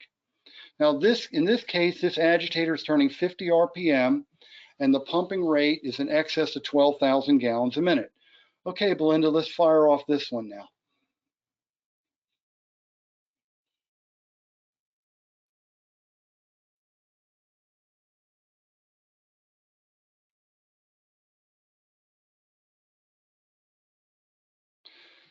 Okay, once again, you can see that, as I just mentioned, that the agitators are located centrally in the tank. You can see that the discharge of both of the impellers is somewhat uniform. And what we're looking for is when the discharge of the top agitator is communicated down to the lower one, which it's starting to be on the left-hand side, and you'll start to see the up-down movement. Now, what's missing in this, and we can't see it because we're not looking down on the agitator, is that in addition to the up-down movement, there's also a swirl taking place, which is being broken up by the baffles that are located on the periphery of the tank. We'll let this run to its end, and then we'll move on.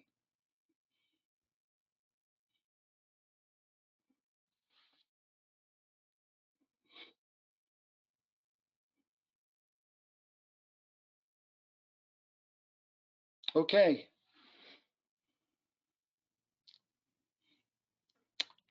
All right.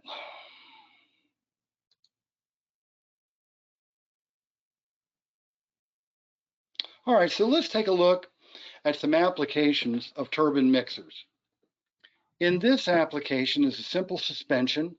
We've got a microcopperazole concentrate tank. The tank is about 15 feet tall and is 12 feet in diameter.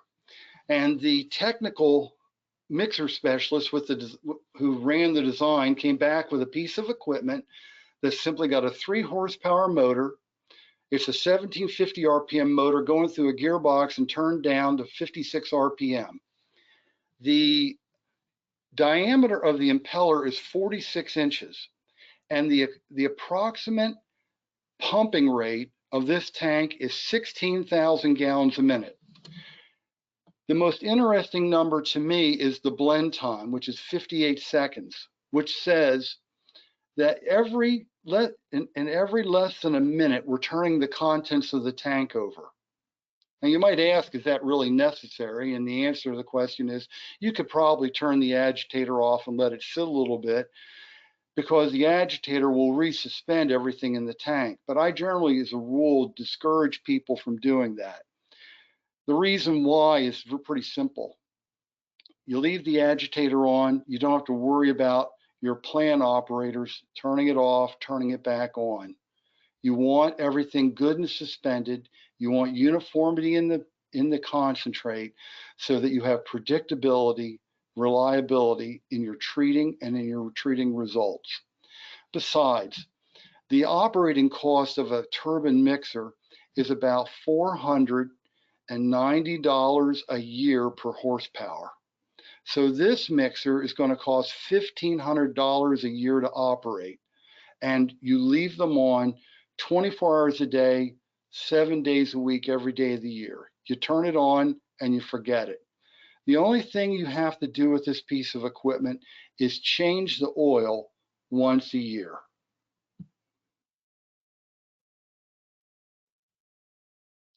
Here's a schematic of this particular unit. I want to point out to you that this happened to have a right angle gearbox, and that's because we had close head tolerance over the top of the tank in order to try and get the mixer in. Here's another example. This is the heat exchange example for a very, very large CCA work tank. This is at a utility pole plant, and the tank, as you can see, is huge. It's 35 feet tall, 24 feet in diameter. Again, the design volume for the tank was 111,000 gallons. This tank has one agitator, one impeller, is 5 horsepower, and the blade is only turning 25 RPM. Here's what's interesting. The diameter of this impeller is 102 inches. I want you to think about that. I'm 6 foot tall.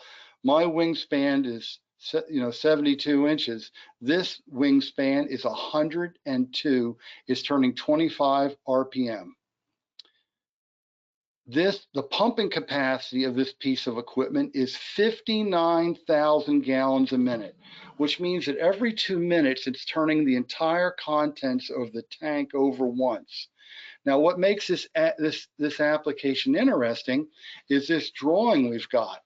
It may not be easy to see, but this circle over here on the right is the off-center agitator. And then on the left, we've got 2 batteries of plate coil heat exchangers that we're pumping chilled water through. The chilled water heat exchangers do 2 things. One, since the motion of the liquid is clockwise in the tank generated by the agitator, they serve as baffles to break up the flow. At the same time, because we've arranged the heat exchangers in this battery configuration, we get a lot of exposed surface area, and with all the motion because of the agitator, the heat exchange coefficient is out of this world. It's a very efficient design. Here's the last one, and this actually is from a different industry. This is a Penna work tank that Justin and Mackinder and I worked on. It was a 50-foot long tank, 12 to 14 foot in diameter, and it has 2 agitators on each of the tanks that we were working with. They're all both 5 horsepower mixers. They're both pumping about 35,000 gallons a minute. Here's a picture of the agitator. You can see it's just a single impeller unit, and it has it's turning about 68 RPM. In this case, it's got a appendage bolted to the gearbox, a companion flange, which we use to bolt to an 8-inch standard pipe flange on the tank. So we designed a support structure that went on the tank with the pipe flange, and then we just bolted the agitator right to it.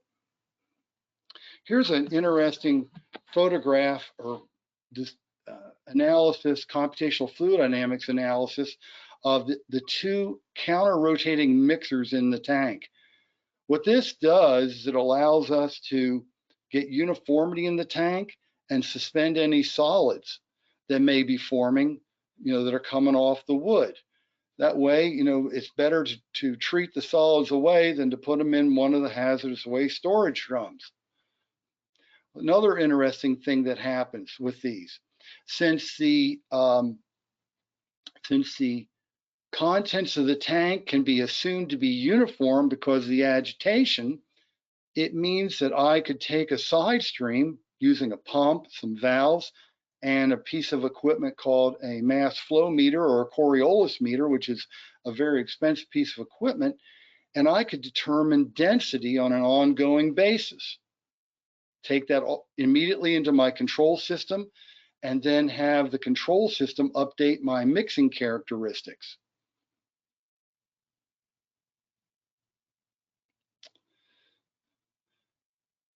So before that we install a system in the field, we test things in the lab. And by systems, I mean any of the chemistry systems that we are working with. Engineering will do scale-up work in coordination with research and development. We have small size tanks and equipment, including small diameter blades. We have a couple of 8-inch diameter four blade proportional blades, and we have an 8-inch 3-blade impeller and a 10-inch 3-blade impeller, and we have a little stainless tank, and we'll actually do scale-up work. And that's how we know that the results that we see in the field are going to work, because we've done all the homework ahead of time. And I see I've got a question here.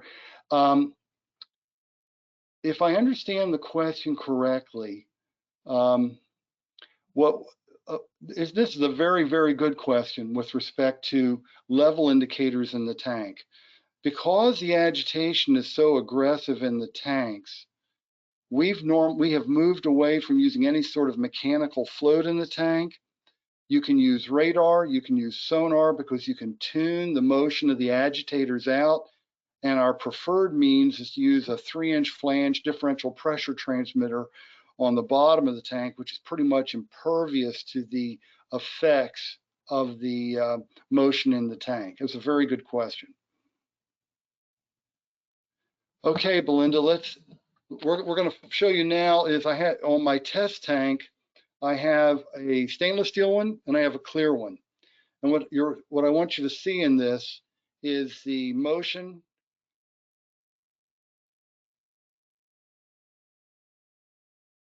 What I want you to see in this is the motion of the red beads. And you'll notice that this tank has baffles in it. It's got a single impeller, and the motion's from top to bottom. You see it pushing the beads from the bottom up and then outward. And if you look closely, there's an enormous amount of uniformity in the dispersion of the beads in the tank.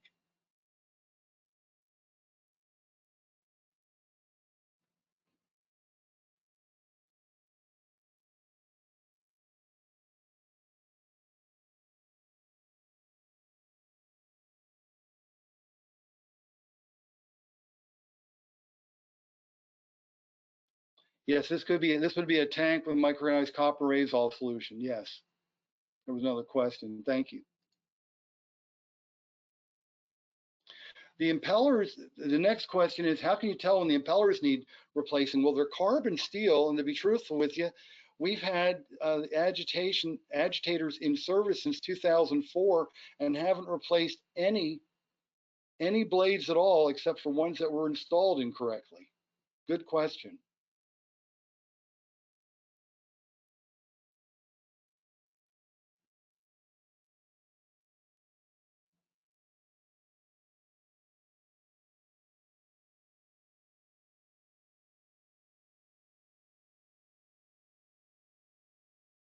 As I said, these pieces of equipment are very low maintenance.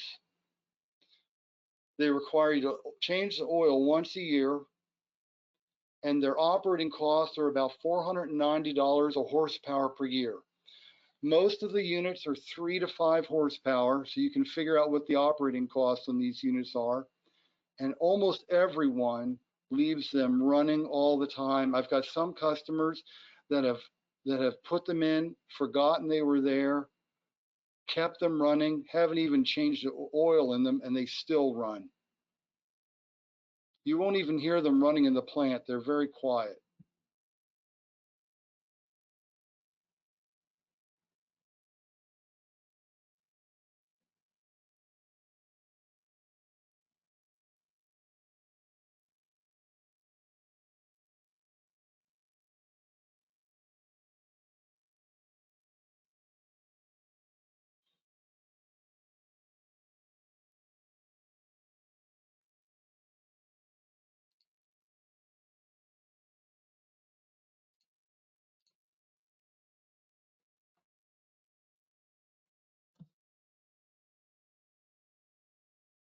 Belinda, I think we can stop it if you want.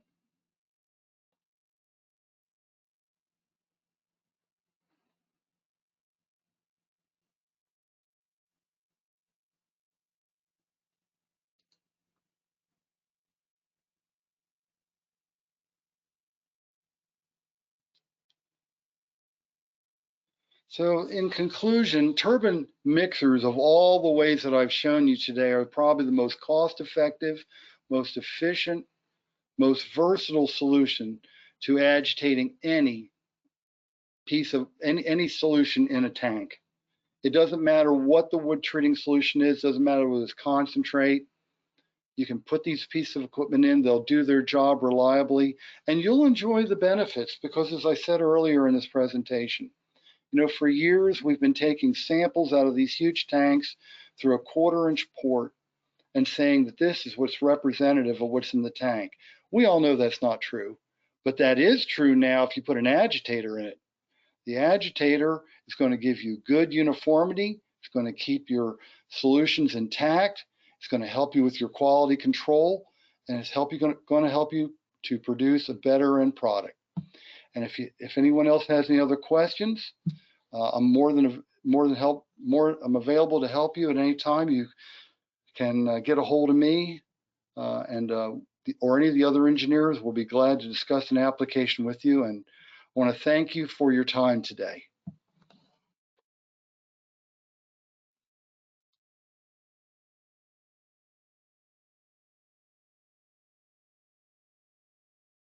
Thank you, Frank.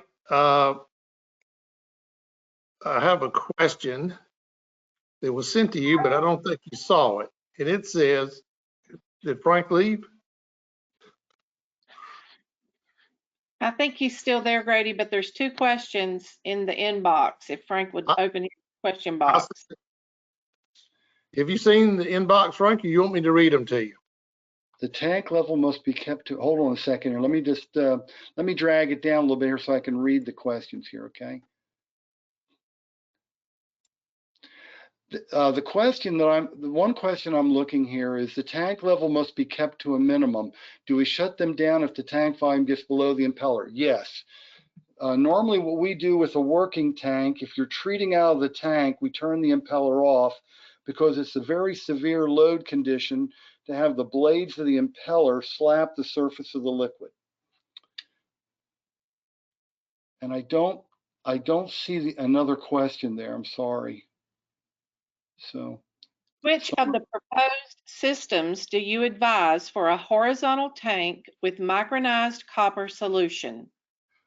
Well, I would put an agitator on any tank. We can put an agitator on a horizontal tank. In fact, all the examples showed, except for the one, showed vertical tanks.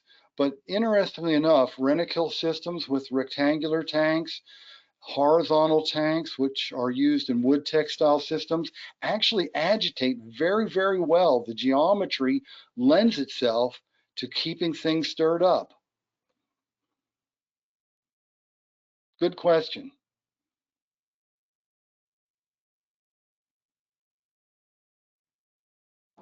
Here's your last chance to ask questions of Frank. Thank you, Frank, for that very good presentation. Thank you. Okay, well, that's going to about do it. Thanks to all the speakers for a wonderful job today. And thank you everyone for attending this year's Lonza 2020 Virtual Plant Operator Seminar. Once you leave today's webinar, you will receive an event survey. Your participation will assist us in continually improving these seminars in the future. Certificates of attendance will be sent following the seminar, but could take up to 2 weeks. On behalf of Lonza Wood Protection and our presenters, thank you for joining us today and have a great rest of your day. That's the end of our presentation. Thank you.